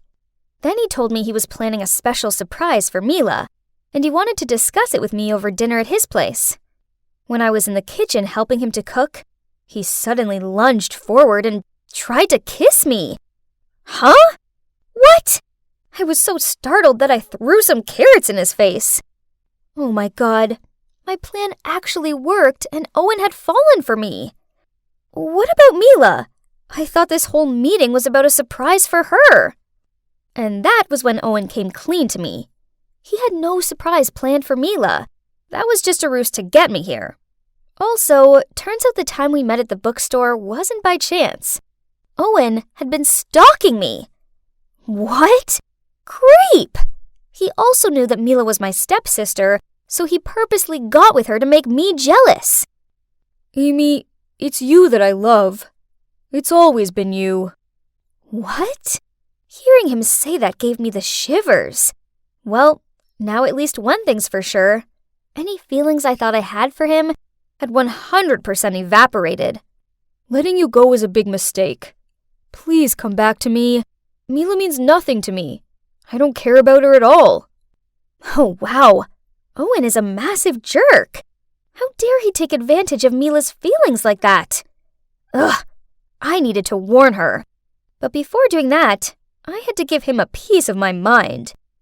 Let me make this clear. I only went on a double date with you guys because I didn't want to lose to Mila. Nothing else. May I remind you that you're the idiot that split up with me? Oh, and your jokes are really lame. And that's it. Owen just stood there with a bewildered look on his face, and I left. I ran straight to the cafe shop where Mila was and blurted out the whole truth about how Owen was just using her to make me jealous. I can't believe you're doing it again! What do you mean by that? Don't act all innocent. You're stealing my boyfriend again! Huh? What did she mean by again? Turns out back then, Mila had a crush on Owen. So when Owen and I started dating, she got real mad. And that's why she was always so cold with me. I didn't know. I swear. If I knew that, I would never have dated him. Ugh, just stop. I know you can't stand losing to me. Just leave me alone. I don't want anything to do with you.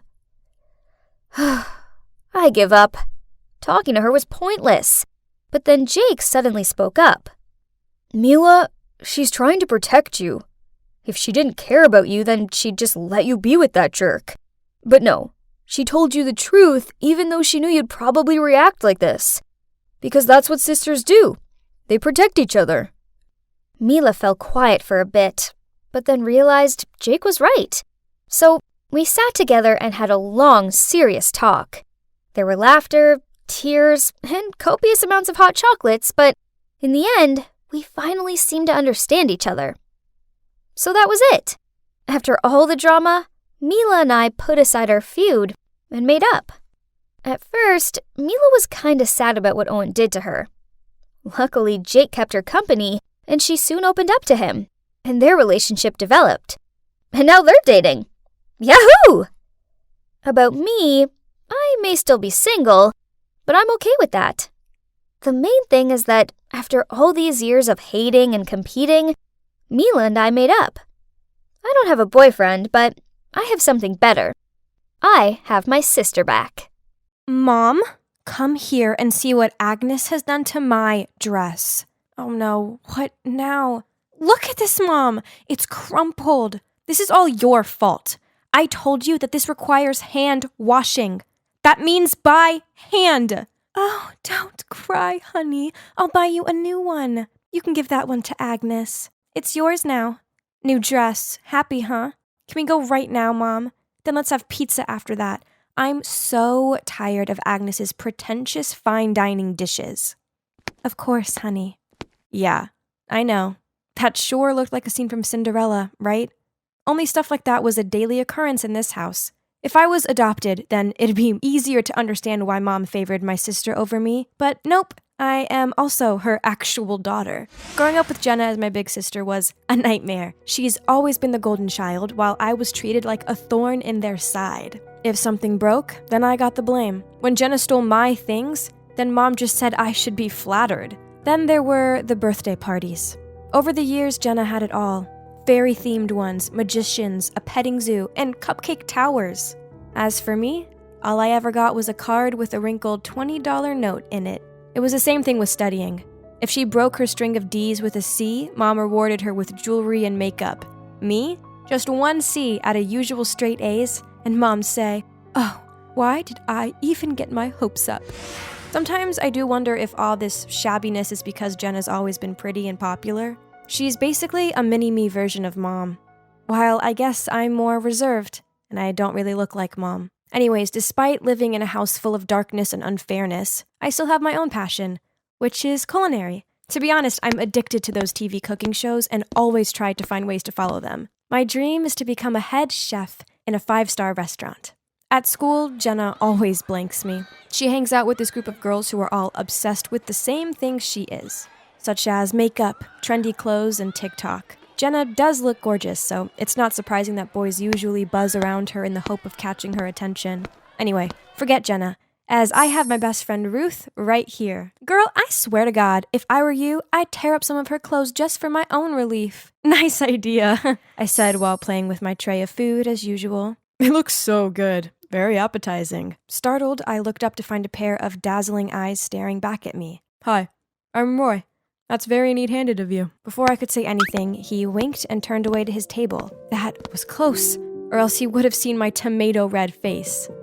Looks like someone's on the hot guy's radar. Shut up. He was just being friendly. But no, that night when I got home, Roy in fact did message me. And we had a really long chat. He even asked me to join him for lunch the next day. Yay! This was so exciting. I'd entered the canteen to find Roy was already sitting there waiting for me, but I quickly spotted Jenna's group passing by, and the last thing I need is trouble from my evil sister. So I was actually thinking of walking away, but right at that moment, Roy grinned and waved over at me. OMG, that hot boy over there is waving at you, Jen. A girl flattered Jenna before I could even answer Roy. Jenna quickly fixed her hair, then smiled awkwardly at him, but he walked straight past her and over to me. Here, for you. What kind of first-class dishes do we have today? I smiled at Roy and had no choice but to sit down with him, ignoring Jenna's furious glare. Despite the awkward Jenna situation, lunch with Roy was amazing.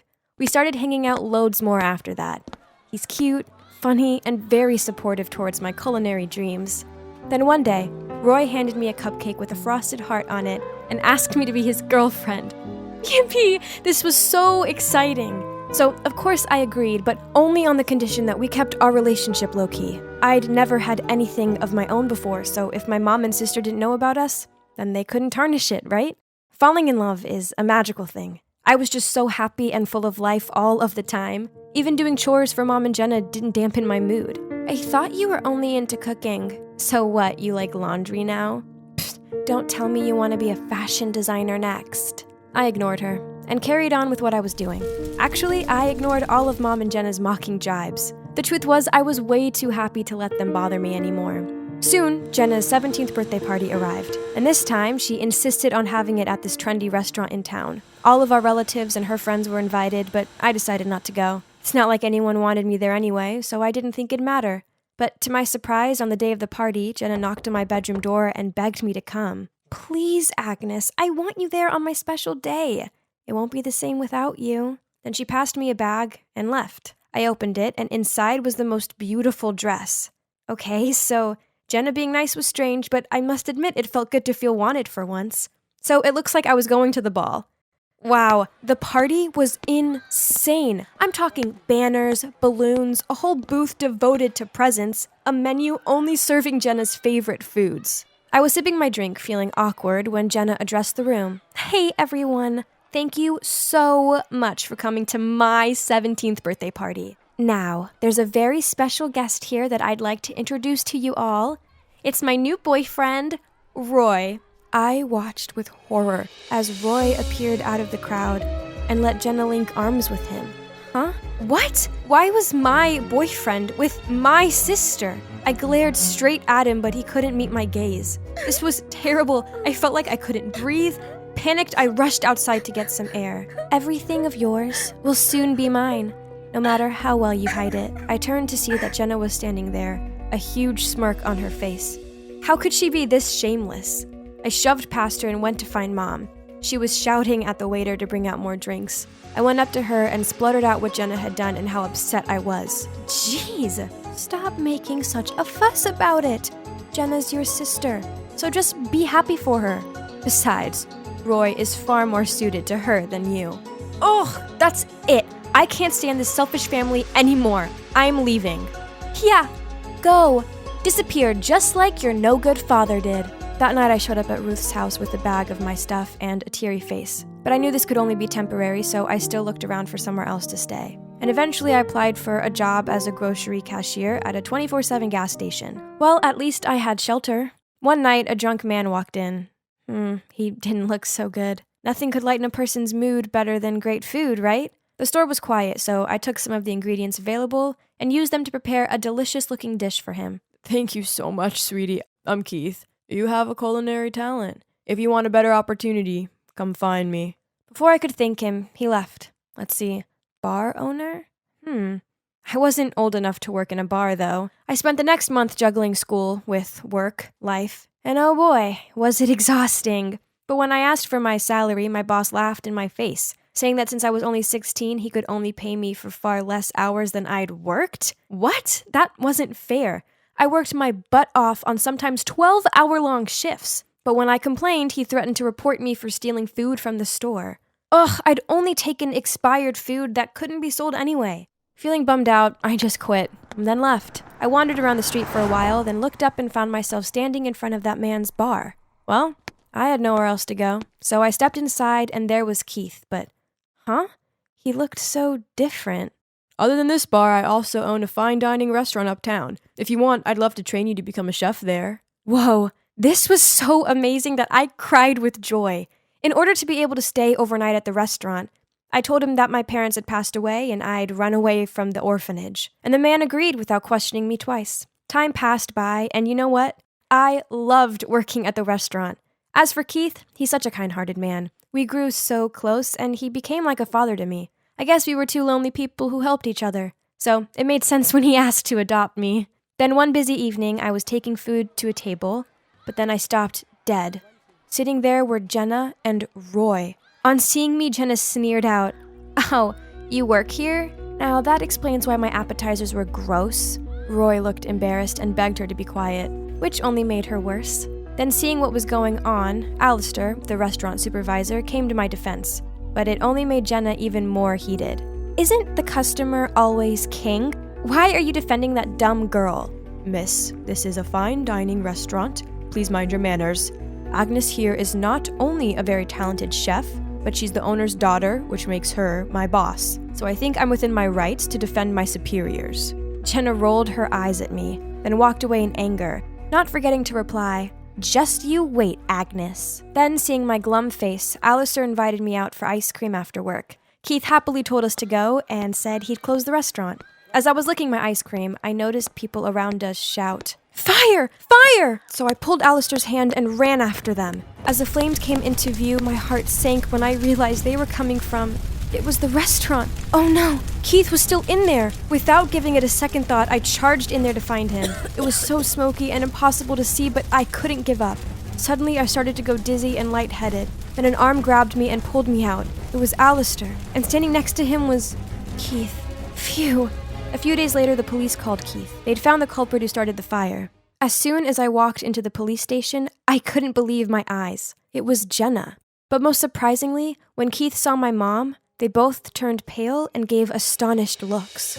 Huh? Did they know each other? So yeah, turns out Keith's mine and Jenna's actual father. When Dad was young, he hadn't built his career but just spent all day in the kitchen. So he was always despised and scolded by my mom. In the end, he couldn't take her belittling of him anymore, so he left. Only unbeknown to him, Mom was pregnant with me at the time. So the story she said about Dad running off with his mistress was all lies. I got it now. She despised me because I took after my dad, not her. As soon as Jenna realized he was our dad and he was rich, she put on her Little Miss Sweet act and begged for him to be her dad again. But he just gave her a stern look and said, "That fire of yours could have killed us all. Now you have to live with that." Then he took my arm and led me out of there. I always believed my life would one day be better, but I never imagined it'd be as good as this. I now have an amazing dad, a job I'm passionate about, and people who generally care about me by my side. It just goes to show that everything works out perfectly in the end. Oh God! Can I not save one from the pitiless wave? Is all that we see or seem but a dream within a dream? According to the poet, this world and all existing life is an illusion of sorts. As reality doesn't exist, philosophers refer to it as dream argument and dream hypothesis. What? What an interesting lesson! By the way, look at how there's a ray of sunshine coming through the curtains. That's so pretty. This kind of weather indeed puts you in such a dreamy mood, huh? Yeah, right. But remember, there is no rose without thorns. That sunshine may look glorious, but it will harm your eyes. Yeah, I know. The maids always tell me that sunlight is the enemy for me, for my beautiful, sensitive blue eyes. Looking at it once, and I'll never be able to see anything again. That's why I've never been allowed to leave this castle. My maids all look identical in those masks, don't they? When I was a child, of course, I once got curious, and I pulled one of them off. As punishment, I was denied dessert for a whole week. And worse still, it wasn't worth it, as the maid's face was exceedingly ordinary. The masks looked far better. Anyway, I suppose all that matters is that they take great care of me. Each day they bring me food, water, and new clothes. I was sipping my leek and potato soup when I heard a scream. "Let me out!" Curious, I went and hid in a corner and saw two maids attempting to lock the screaming girl into a room. I've never seen that girl in this castle before. I wonder if she's from the outside world. Poor her. It looks like she can't control herself. The world out there is scary. Perhaps it has sent her into madness. It's much safer here in the castle. I can play all day, paint, knit, and read. Oh, how peaceful. But I still couldn't stop thinking about that poor girl. I wonder what will happen to her. The screaming didn't stop, and my curiosity got the best of me, so I snuck into the girl's room. Shh! Stop screaming! No one is listening. Who are you? My name is Mistress. What's yours? Mistress isn't a name. Are you stupid? It's just a name. Everybody here calls me that. This girl was so stubborn. She seemed to be wary of everything. Poor little outside world girl. After much persistence, she told me that her name was Nora. I was about to ask her why she was here, when suddenly 2 maids appeared and dragged me away. Mistress, you should not interact with this wicked girl, and you mustn't be late for your embroidery class. It was nice to finally get to talk to a girl my own age, and I must admit that given her brash nature, I found Nora rather interesting. During class, I kept thinking about how I could sneak out and see her again. Ah! Ouch! That annoying girl's screaming made me prick my finger. I ran out to check on her, but the maids immediately blocked my way. Perhaps I could talk some sense into her. Trust me, the last time I spoke to her, she was acting totally normal. The desperate maids exchanged looks, then let me go to her. As predicted, when I approached Nora, she stopped screaming. Hey, it's Ariana. That's my real name. Screaming never works here. Just pretend you're listening to my words, then I'll help you out. The maids were quite surprised when Nora immediately calmed herself down and showed signs of following directions, so they let us be and left. We began to chat, and ever since then, the maids let me see Nora every day. She told me how before her mother died, she gave Nora an address to find her biological father, who she'd never met before. Nora's grandma helped her set up a meeting with him and took her to the meeting point. She was so nervous, but happy at the same time to finally meet her dad. And at first, he was as kind and charming as she imagined. But then unexpectedly, right after they said goodbye to her grandma, he brought Nora here and let those masked people lock her up. But you're fortunate to be here, as it's safe. No, it's not. That's just what they want you to believe. Then Nora told me about the outside world, about her friends, school, and shopping malls. Every day, she even drew me paintings of the outside world, of beautiful memories with her family, her mom who passed away, and also her dad, even though she only met him once. Family? What is that? All I'd ever known were the faceless maids. The next day when I visited Nora as usual, she suddenly told me, Sis, we need to get out of here. What do you mean? This is my home. No, it's not. It's a prison. Who on earth stays inside for 14 years, huh? It's because of my eyes. I'll go blind if I go out there. My maids only want the best for me. That's why they keep me here. Are you crazy? You've been tricked. Just think about it. Do you know who gave birth to you? And why did that person leave you with these people? Or are these people the ones who took you away from your mom? Don't you want to find out the truth? This was my home, wasn't it? But thinking about what Nora just said, as well as the outside world that she rambled about every day, I suppose it would be interesting to experience it for myself. I'd just have to try my best to protect my eyes. So, I snuck into the housekeeper's room and stole the front door key. As we approached the main hall leading to the door, we saw a masked woman standing by a man. In his arms was a young girl, deep asleep. Huh? That's my dad. What? Did he come to pick you up or something? Don't you see that they're all in the same boat? And she's the ringleader. I peered closer at them and spotted the masked woman's silver hair and luxurious dress. Isn't that my tester? She lives in the Grand Suite and visits me weekly to assess my learning and etiquette. Mom, How are you going to handle this case? Just leave her in the empty room at the end of the hallway. As for Nora, I think she'll settle in properly in a week or so. Then we can start her etiquette and culture lessons. Which Nora? Ah, I remember. Besides, you should restrict yourself a bit. Ariana, Nora, and now this child? Don't let the list of your illegitimate children be as long as your arm. Then you can just throw them away somewhere. Why bother raising them? They are my grandchildren, after all. They can't end up like those street rats. And who knows? They may become useful. But this has to be the last one. We can't risk Laura finding out about us. It would ruin our family's affluent name. Do you understand? I know. But fear not, as my wife is kind and foolish. She is completely clueless to these matters, thanks to your smart move. So, we were this heartless man's illegitimate children? And because of his deceit, he was forcing us to live in darkness? I don't want to be locked up and lied to any longer. We needed to escape. From then on, Nora kept her act up and behaved like an angel, which eventually led to us being allowed to study together. And today is the day. Oriana is having a convulsion! We must take her to the hospital as soon as possible!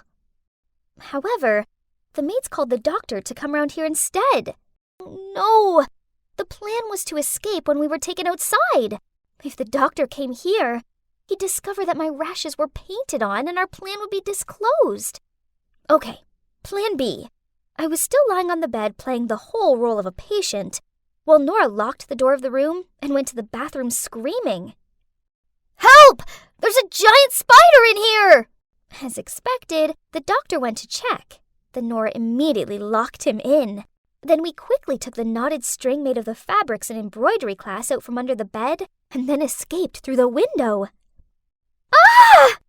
I got my head between my hands as soon as I landed. I didn't expect it to be so bright outside. It's burning my eyes, Nora! What? There's no time for your hysterics. You'll be done if you're stuck here anyway. Just open your eyes and run! Hurry up! But I'm scared! Huh? Nothing happened. My eyes seemed fine. But no time to celebrate, as then I saw... Oh my god. A couple of maids were chasing after me. Nora pulled my hand and ran towards the garden. Fortunately, we were already out of their sight when... Woof, woof! A huge hound appeared out of nowhere and growled at us. I crouched down in a bush and watched Nora wave the dog closer, and then pat him. What? Magic! The dog suddenly became unusually obedient and led us to a secret place. A dog-sized passageway. I hesitated, but seeing the maids gaining on us, I reluctantly squeezed through it real quick. I can't believe I'm putting my destiny in the hands of this reckless girl. She said we had to get to her grandmother's house right away for help. What are those things running back and forth on the road? Why are they making that loud, annoying noise? And why is Nora waving her arms about? Did she want them to stop? Too bad nobody did, as she's no princess. We kept wandering until we saw something which Nora called a truck parked on the roadside. She rushed over, then helped me onto the back of it. Oh, it was full of bananas! I stuffed my mouth full of them to ward off my starvation, while the scenery kept changing. That thing stopped, and we immediately got off before getting caught. I held her tight, frightened of all the people around us. They kept staring at me. And what kind of style was that? They all looked very peculiar. Maybe they were just commoners. Then we used our power to demand a man to take us to Nora's grandma's. Oh, it was exhausting. What? The outside is actually beautiful, sparkling with all those lights. And there are exhibitions of everything in the world, such as food, toys, flowers, and even creatures. Yes, everything. But the most important thing was that my eyes didn't get sore looking at those shiny things at all. Nora's grandma seems kind, but her home is full of the strangest of items. While Nora told her what had happened, I found myself bewitched by the talking black box on the wall. Suddenly, Nora's grandma led us to her far smaller truck, and took us to somewhere called the Cops. They all wore these same funny outfits and bombarded us with dozens of confusing questions. And what exactly is an ID card? A few days later, there was news that the cops had caught my so-called dad, grandma, and maids also. As predicted, he was a womanizer. So when his lovers asked him to support his children, he was so afraid that his wife would find out that he took these children and locked them away in the castle. They're currently awaiting something called a trial, which Nora says is where bad people get their comeuppance. Whoa! The world outside is so busy. I didn't realize there'd be so many unmasked faces. And that strange talking box still startles me, especially when someone is holding a weapon. Nora says when I've adjusted to my new life a little more, I'll start school with her. And one day I'll even learn how to drive one of those smaller trucks. But firstly, she's teaching me how to dress like other people do, and use this brick to communicate with them. This world is puzzling, but I'm sure with Nora's help, I'll soon find my feet. Even if it's just so I can learn how to reply to my dashing neighbor. I was tidying up my room when a call came through. Oh, my big sister! She lives with Mom, so I've not seen her in a year. Blair! It's been a hot minute. How have you been? Hi, Kiernan. Well, not so good. Mom left. Oh no! What happened? Then Blair told me it's due to Mom's debts. She had run away from the loan sharks and left my sister behind. That's awful! So I told her to come to Portland and live with us. She agreed to come, but then I realized that Blair staying here wasn't really down to me.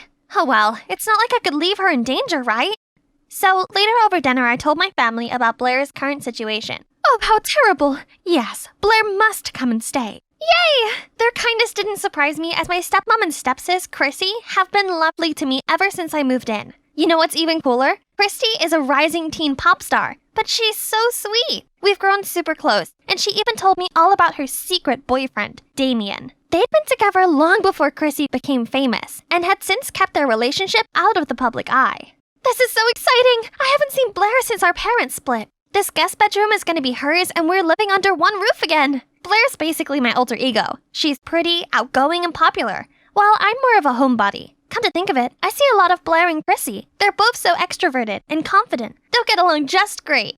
But to everyone's surprise, Blair showed up looking completely different. Wow, it seems like living with Mom, a party animal, had clearly influenced Blair. Hello, Blair. I'm Stacy, and this is my daughter, Chrissy. Welcome to Portland. You must be tired from your trip. Let me take your bag. Sure. Huh? Doesn't it seem like everyone's excited about Blair's arrival, all except for Blair? Maybe she's just tired.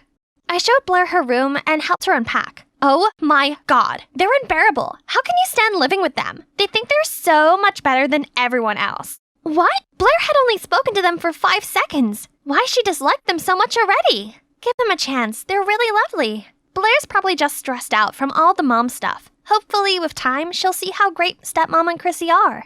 Only things didn't get any better. After class, both Chrissy and Blair came up to me. Hey, wanna hang out? I asked her first. Oh, then we can all go together. Sorry, Chrissy. It's just that we haven't seen each other in ages, and there's a lot of catching up to do. Maybe we can go to Sephora tomorrow to check out that new Anastasia palette you like. Sure, have fun. Then Chrissy left. I'm sure she really wants us all to hang out. Oh, please. She thinks just 'cause she's popular, she can always get her own way. She's mid. Okay, maybe it's best not to mention either of my sisters to one another to avoid World War III. Things went on like that for a while. I took turns to hang out with Blair and Chrissy. Once when Blair was chilling in my room, I noticed her smiling at her phone. Seemed like our homegirl had finally found something fun to enjoy around here. I excitedly asked her what she was watching. Look, isn't he cute? He goes to our school also. Wait, no, it can't be. That's Damien, Chrissy's secret boyfriend. If Blair learns that the girl she hates is her crush's girlfriend, all hell would break loose. I think I'll ask him out. Really? He's so popular, he must have hundreds of girls wrapped around his finger already. Besides, what if he's not into you? You'll only be rejected and get hurt. What do you mean? Am I not pretty enough? Oh, I see. You think that a popular guy like him is only suitable for your famous, fabulous other sister, Chrissy, don't you? No, that's not what I mean. You're gorgeous. In fact, out of his league. You deserve a guy who has time just for you. So why bother competing for attention from someone like him? Okay, thanks. But he's my type. I'll ask for his number Monday morning. Oh no, I just accidentally encouraged Blair to ask out Chrissy's boyfriend. I can't reveal that Chrissy and Damien are secretly together, but I can't let Blair steal someone else's boyfriend either. What a mess. I tossed and turned all night. Then when I woke up, I decided I'd just have to make Blair stop liking Damien. I don't condone catfishing, but right now it's the only way. Hey there, Blair, right? It's Damien here from math class. What you doing? A few seconds later, Blair replied, "Oh my god, I was just thinking about getting your number. Looks like the first steps of my plan are working." I texted Blair as Damien regularly. I made sure he was a man of 1,000 red flags. But for some puzzling reason, Blair seemed smitten with him. I gave him a seriously challengeable temperament. He could throw a tantrum one moment and become sweet the next. Then I photoshopped Damien's selfie into a photo of a messy bedroom, then sent it to Blair. Surely she couldn't abide by a narcissistic, messy guy like him.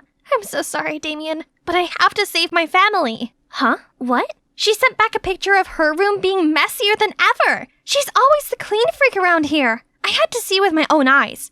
Hey, may I borrow your hair curler? And what's with your room? So what if it's a bit untidy? Neat people are total psychos. Okay, it's time to get personal. Blair's biggest pet peeve was being commented on her look. So when she sent Damien a selfie, I didn't hold back. Babe, can't you dress more ladylike? And you really should cover up that awful tattoo. Voila! That's how you wake up the beast inside this fierce girl. However, the next day, Blair showed up with a completely new look. Worse still, she walked straight over to Damien. I had to fake having an emergency to prevent a disaster from happening. Afterward, I texted Blair. "I'm not ready to let everyone know about us yet. Please understand, babe. You know I like you." There, that should stop her from trying to approach him again. Even so, during lunch, Blair wouldn't stop blabbering about Damien and showing me his texts. Isn't he quite rude? You don't normally let guys tell you what to do. He's not. He's just opinionated. I'm into that. No, he's horrible. I don't understand why you like him. He's sweet. You just don't know him like I do. Our love is complicated, but that's what makes it special. Seriously, you called that love? What do you know? Okay, little Miss Love Guru, if you're really that experienced, make that guy your boyfriend. Succeed, and I'll give out the love of my life. If not, I'll do as I please. What Blair is daring me to do was impossible. That guy, Adrian, is as popular as Damien. While Damien's the friendly one, Adrian is nicknamed Jack Frost due to his icy cold exterior. Rumor has it, no one has ever seen him crack a smile. Surrender? As expected. Then step aside, sister. Not knowing what else to do, I agreed to the bet. This is for Blair, for Chrissy, for Dad's happiness. Hi, Adrian, right? Are you free tonight? Or whenever. He gave me this cold glance, then went back to chatting with Damien. Please, I'm just trying to win a bet with my sister. One smile from you is enough to save the fate of an entire family and stop 2 girls becoming homeless. Can you just... Adrian gave me this odd look. Then he burst out laughing and took my hand. Sure thing. Can't wait for our date tonight. I left in a haze of confusion. That really just happened? Adrian must be messing around. But nope, he actually showed up at my doorstep that evening. This meant I'd won the bet, right? So I called Blair over to show her, but she just brushed it off. That proves nothing. Talk to me when Ice Boy professes his love for you. Man, I guess this means I'm going on a date.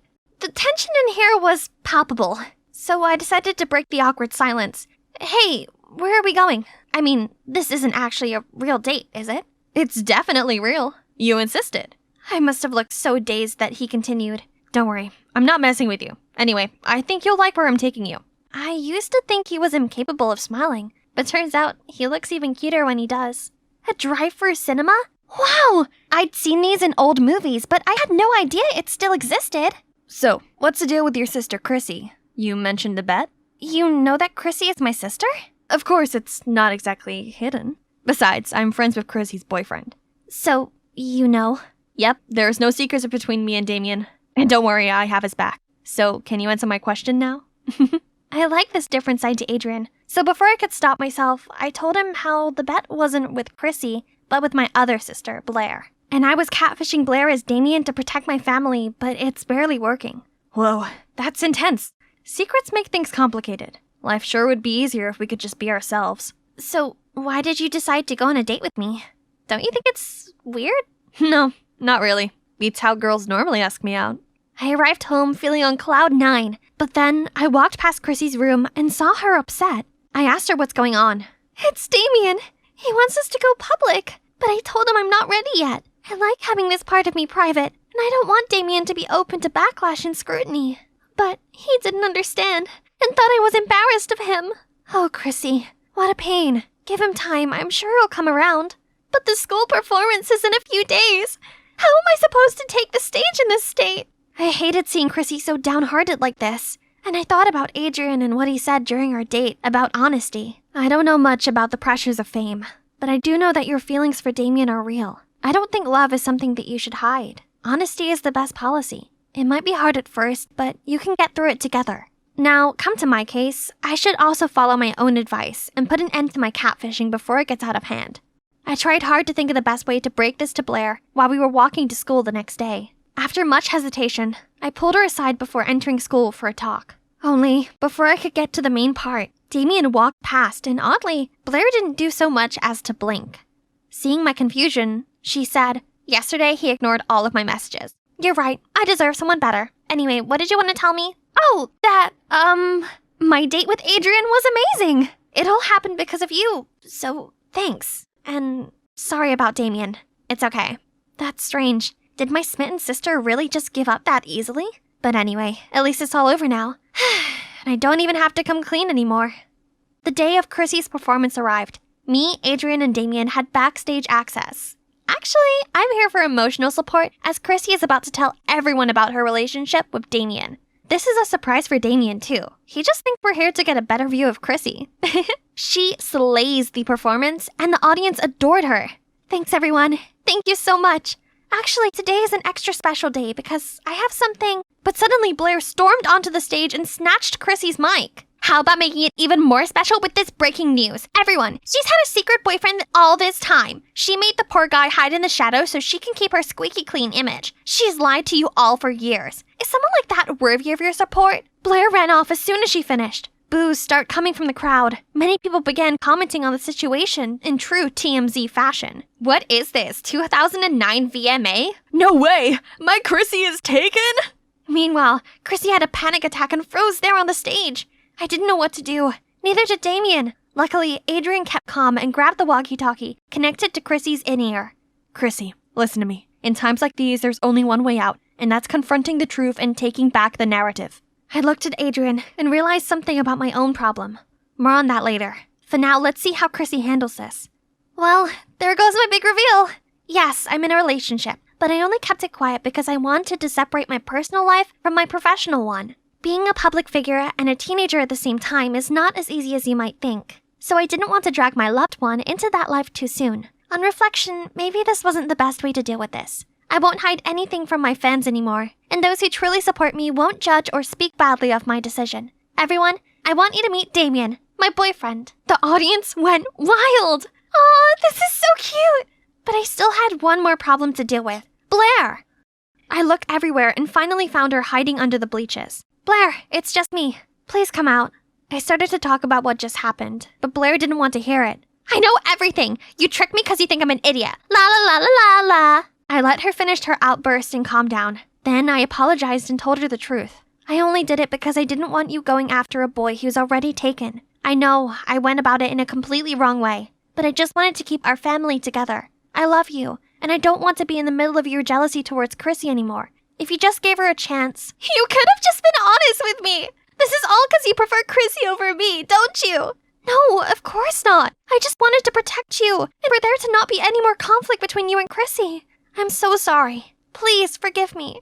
Actually, I'm not jealous of Chrissy because she's famous and gorgeous. It's actually because you guys are really close.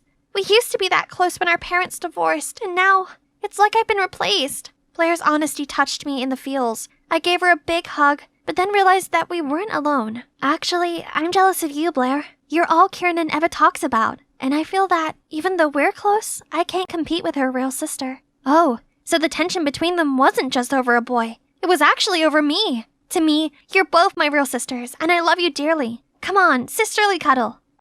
Oh, by the way, how did you know that I was pretending to be Damien? I overheard your conversation with Chrissy. It didn't take much digging around to figure out it was you texting me, not the real Damien. While we're at it, I find it worrying you were still into him after all those red flags. In future, please let me vet your dates first. You're too easily blinded by good looks. Oh dear. That's why us girls have to stick together, especially when it comes to boys. I and Pearl were playing our favorite, playing Disney Princess. You have to be the princess this time, Ruby. We're gonna make a perfect Elsa and Anna. No, I'm going to be your knight, fighting all the bad guys and protecting you, milady. Then a maid knocked on the door with a phone in her hands. That might be my parents. Ruby, the school called again. How on earth could you get all these words spelled wrongly? What kind of nurse is spelled with a Z? I am really trying. It's all right, Bae. Studying isn't for everyone, and she might be of a sport type. Sweet Pea, could you just try a little more next time? Good girl. We have to go now. Bye. I know you can do this. You just need to keep practicing. You're perfect, just the way you are. Hi everyone, I'm Ruby, and this is my little sister, Pearl. Since my parents were always away for business trips, it's always just been me and her, growing up together. You already know I was terrible at studying, but Pearl was nothing like me. She was a genius. What are you doing, Pearl? For God's sake, it's 6 a.m. The sun is still sleeping, and you should be sleeping too. Absolutely not. Today is my first day in high school, and I have to make a good impression. My streak must continue. Straight A's since 2015, I know. As if your valedictorian title isn't impressive enough. I might be Ruby, the dumb kid who couldn't read half of a word, but it doesn't matter, because now I am Ruby, the awesome soccer captain. Yes! Go Ruby! That's my sister, everyone! I led the school soccer team to win multiple trophies, and I also aimed at the varsity scholarship myself. Studying was still a nightmare, but I gradually accepted that I wasn't born for studying, but for soccer. So all was well. So that morning, I was walking with Pearl on her first day at school when Beth and her clique approached us. Hey Ruby, ready to flunk your junior year? Aw, Beth, still salty because Coach left you on the bench yesterday? My advice for you would be to learn how to actually play soccer. Unfortunately, some of us have other things going on to focus on, like our brains. Oh, oops, you don't have one. You can't understand. Sorry. Boo-hoo, funny. That's Beth on my soccer team who always messed with me like everyone else. But all's good now, as I had my dear sister studying in the same school as me. Sis, I found my class. I have to go now. Bye. The next day at school, we had a new English teacher. Ruby Walker, could you read the summary on page 10? Oh, screwed. Oh dear, is that your thinking face? Didn't know you were capable of that. Sorry, teacher, but she can't read. You know what? My thoughts today on the book can be summarized into the classic song by the amazing Taylor Swift. So the haters gonna hate, but I'm just gonna shake. Shake it off. Just then, the entire class was in a frenzy, and everyone was singing, dancing, like they were in the Eras tour. The teacher was so upset and tried to calm everyone down, but I was sent to the principal's office immediately. First trouble in the junior, huh, Ruby? Listen, both you and I know how much you mean to the team, but unfortunately, it is not enough anymore. New district laws state that students must average at least C- to be eligible for the varsity scholarship. What? But I'm the most qualified for it. I am sorry, but until you can move grades from whatever it is right now to a C-, you're off the team to focus more on your studying. Beth is now our candidate for the scholarship, and she'll take over your place. Beth? That girl who scored just 5 goals all season when I had scored 20? The world was really getting crazy. No way was I going to watch my passion get taken away from me that easily. I'm gonna study hard. Right! I'm gonna ask Pearl to tutor me. Ah, speak of the devil. Hi, Pearl. You know her? I heard she's kicked out of the soccer team because she's too dumb. Oh, no. No. How scandalous if our valedictorian did. Well, maybe now wasn't a good time. That night, I dozed off at my desk writing 4 words over and over again. I am not dumb. The news had spread that I got kicked off the team because of my grades, and the kids at school were vicious with their insults. Like I didn't have enough issues already, Pearl started to avoid me like a plague, as if she's ashamed of me. So I couldn't ask her to tutor me either. It's like the whole world was going against me.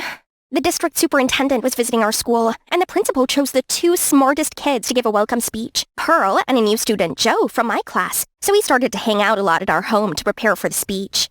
Hey, Ruby, need any help with tomorrow's test? Nah, I am famously unteachable. Don't waste your time on me, and Pearl is waiting for you. It's all right, she can wait. Let me help. Surprisingly, for the first time in my life, I felt like I could actually learn. There was something about the way he taught me that made me absorb knowledge naturally. Like he understood me and my struggles. Hey, there you are. I've been looking for you. We have a test coming, so I was helping Ruby. And we have a huge speech to give on Thursday. You know nobody actually listens to those speeches, right? Anyway, I trust you to come up with something incredible. Pearl stormed out angrily, but the only thing in my mind then was that I actually could learn. Hey, Joe, please teach me more.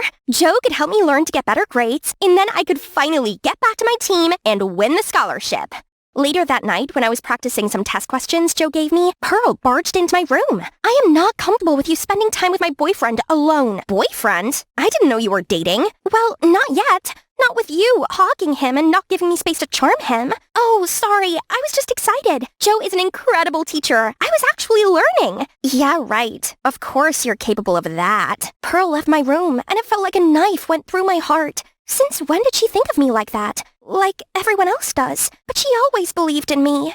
The next day was the speech, and even though I was heartbroken, I still went to support her, and I clapped the loudest after she gave her amazing speech. Thank you for granting us a chance to study here. On behalf of the whole school of students, I'll try my best to bring glory to our school's tradition. Wonderful speech, but I think before you bring glory to our school, shouldn't you teach your beloved sister, Ruby Walker, how to read first? I mean, maybe your dummy sister could learn 1 or 2 words from you before getting kicked out of her school. The whole auditorium burst out laughing, and my rage was filling my body. I lunged at Beth and grabbed her stupid ponytail until she screamed so loud, even the moon could hear her. Teachers and guards tried to separate us, while other students were excitedly shouting and cheering. In the middle of the messy crowd, I saw Pearl look at me in shame. I ran to her, but she just brushed me off. It's you again. Joe isn't enough, and now you try to steal my spotlight as well. What? No, I never meant harm to you, I swear. But she didn't listen to me and angrily stormed off. I was so angry at my brain for always failing me, and at everyone. Now my dream was gone, and my dear sister hated me as well. I fell down on the bleachers and saw Beth wearing my captain's armband, gathering everyone to the morning practice. She waved at me with the widest smile. It was hard to fight the tears, so I let them fall. There you are. I was looking for you to continue our classes. I don't think we should continue our classes. Why? Pearl, she doesn't like you and I together, and she will hate me for this. Oh, I will talk to her, but this is more important. You need to get back on the pitch. But you're just wasting your time on me. I'm just an idiot who ruined others' lives. No, you're not an idiot at all. You're dyslexic, like me. I've noticed your symptoms for a while, but I wasn't so sure. But I am now. Dyslexia? There's a name for this? So I'm not stupid? No, you just learn differently. I will help you and teach you all the things the specialists taught me. My mind was fuzzy. I gave Joe a hug without thinking. I felt relief spread all over my body. I wasn't dumb. I was dyslexic.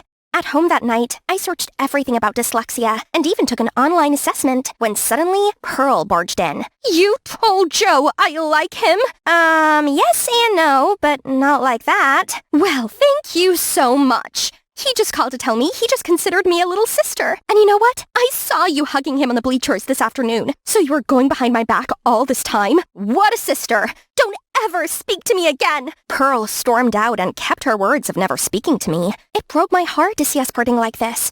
Luckily, Joe comforted me and helped me stay focused on studying. Now that I knew what my problem really was and how to fix it, I improved every day. The letters didn't make me dizzy like before anymore, and our effort finally bore fruit as I got my first B- ever on a test. And in no time, I got called to the principal's office. It has been incredible watching you turn your grades around. Good job, Ruby. I always knew. You're a gem like your name, and you just need some sharpening. Welcome back to the team. Thank you! I ran out of his office and rushed to find Joe immediately. We did it! I'm back on the team! Congratulations! But that was all you. You did it, Ruby. That moment would have been perfect if I could celebrate with Pearl. I knew she didn't want to talk to me, but I really wanted to share this with her. But upon seeing me and Joe, she was just shooting me death rays. The joy in my mouth instantly turned to ash. I just wished we could go back to the old good days together, but I had no idea how. With me coming back to the team, I reclaimed a captain title and was eligible for the varsity scholarship. And of course, my impressive record easily got me the win. Congratulations to Ruby Walker for winning this year's varsity scholarship. Come on stage. Thank you very much, sir. All I can say is I'm immensely grateful for this chance, and I'm gonna try my best. Hi, everyone. Ruby's too shy, so she did prepare a speech here. Good luck.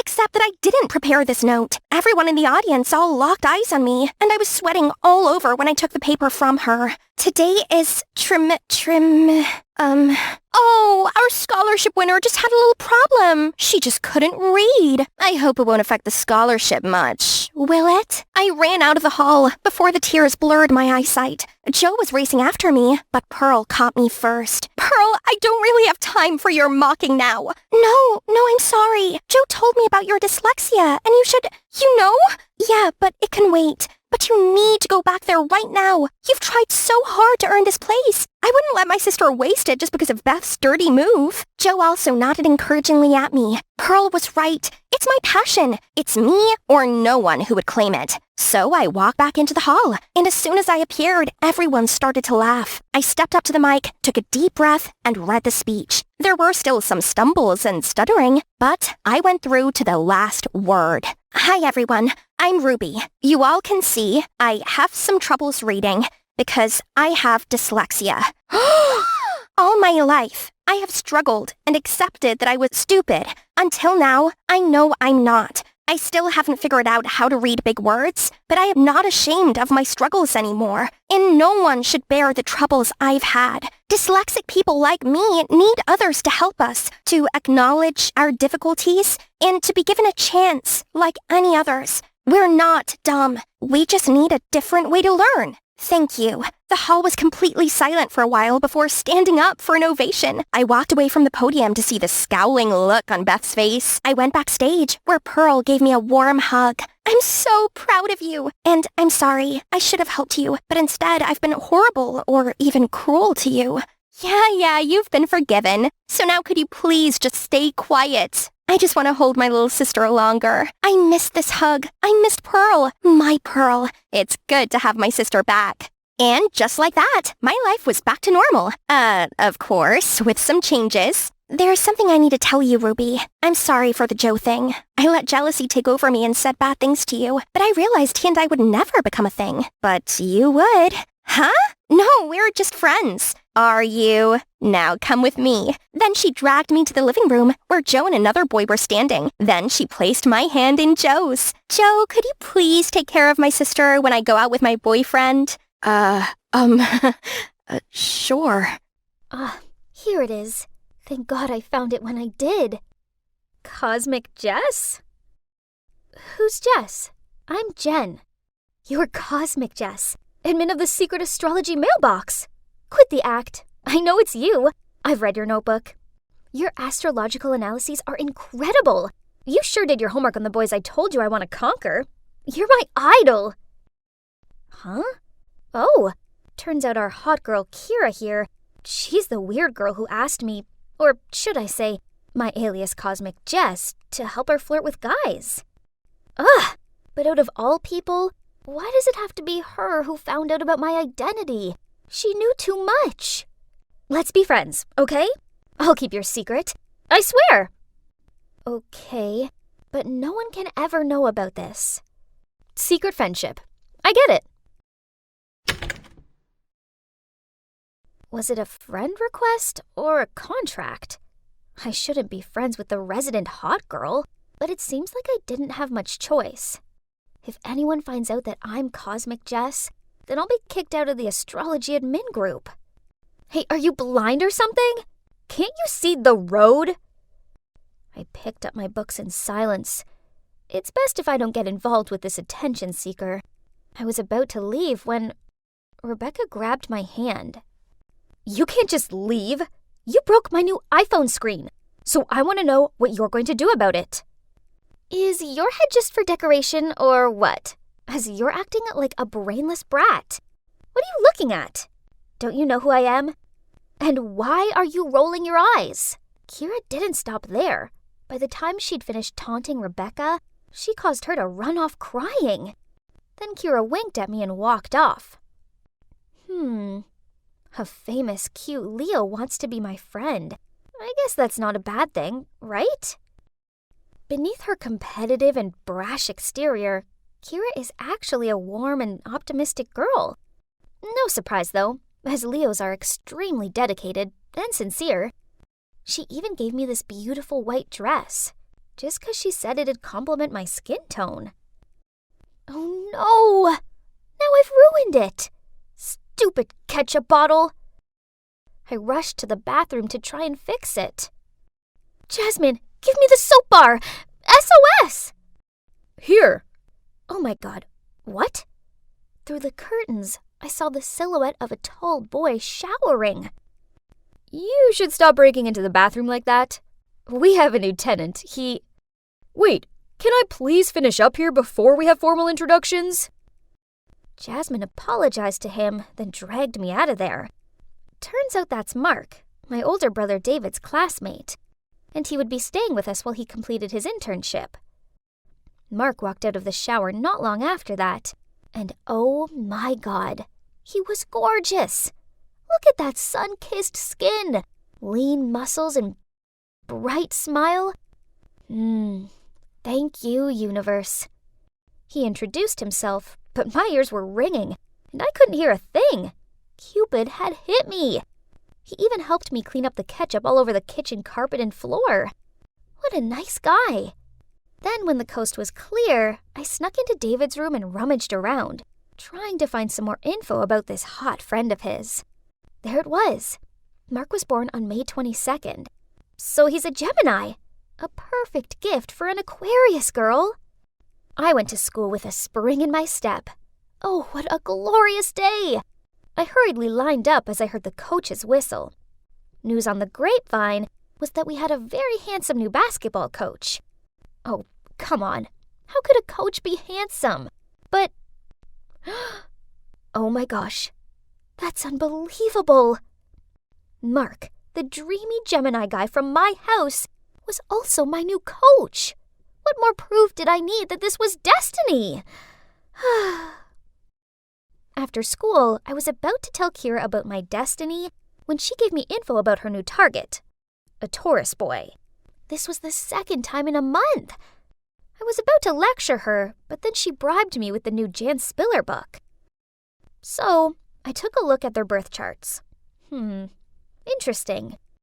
After so many mismatched attempts, Kira may have found her perfect match.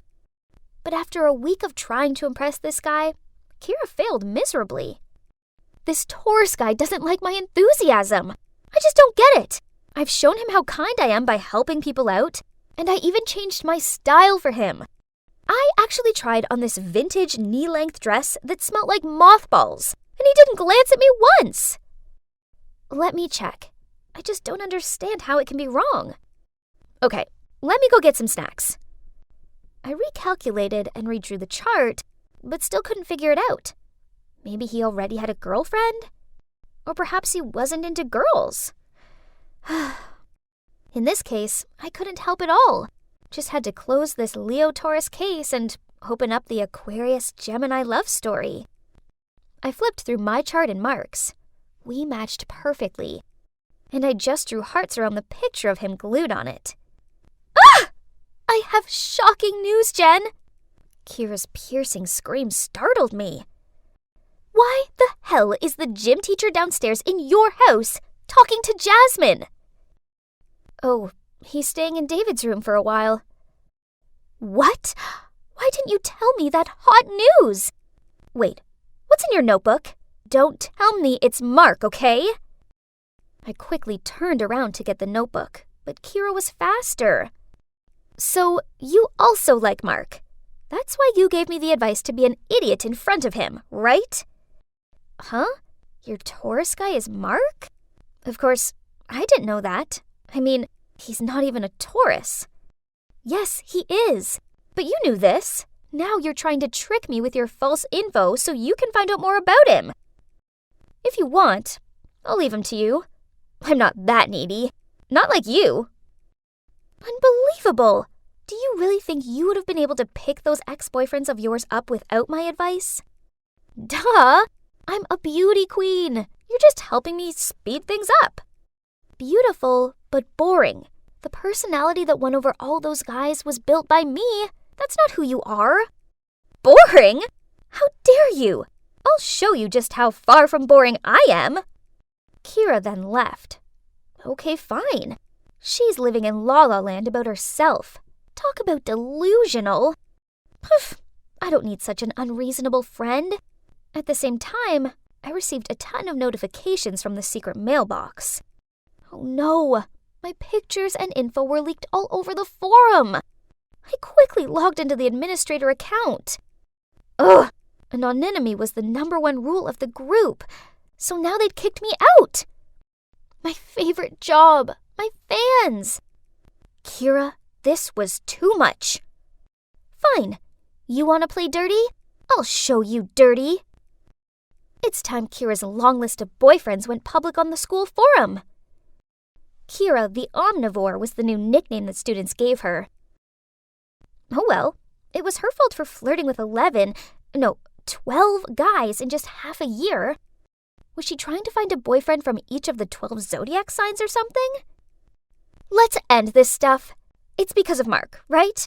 You'll never have him. He's mine. Fine, if you can win his heart in a month, then I'll apologize for lying about your boyfriend collection. If not, you have to write a post claiming that I'm not Jess. Okay, mark your own words. Kira is a competitive girl, but in this fight, I would definitely win. I mean, come on, she couldn't even get Mark's star sign right. Even though she's a terrible cook, Kira still tried to send some disgusting cakes that she made to my house for him. But of course, Mark threw them in the trash after the first bite. She also feigned feeling faint and fell into his arms in every basketball lesson. Mark looked so uncomfortable. Not surprising, really, seeing as he's 100% Gemini, not Taurus, so her fragile girl act wouldn't work on him.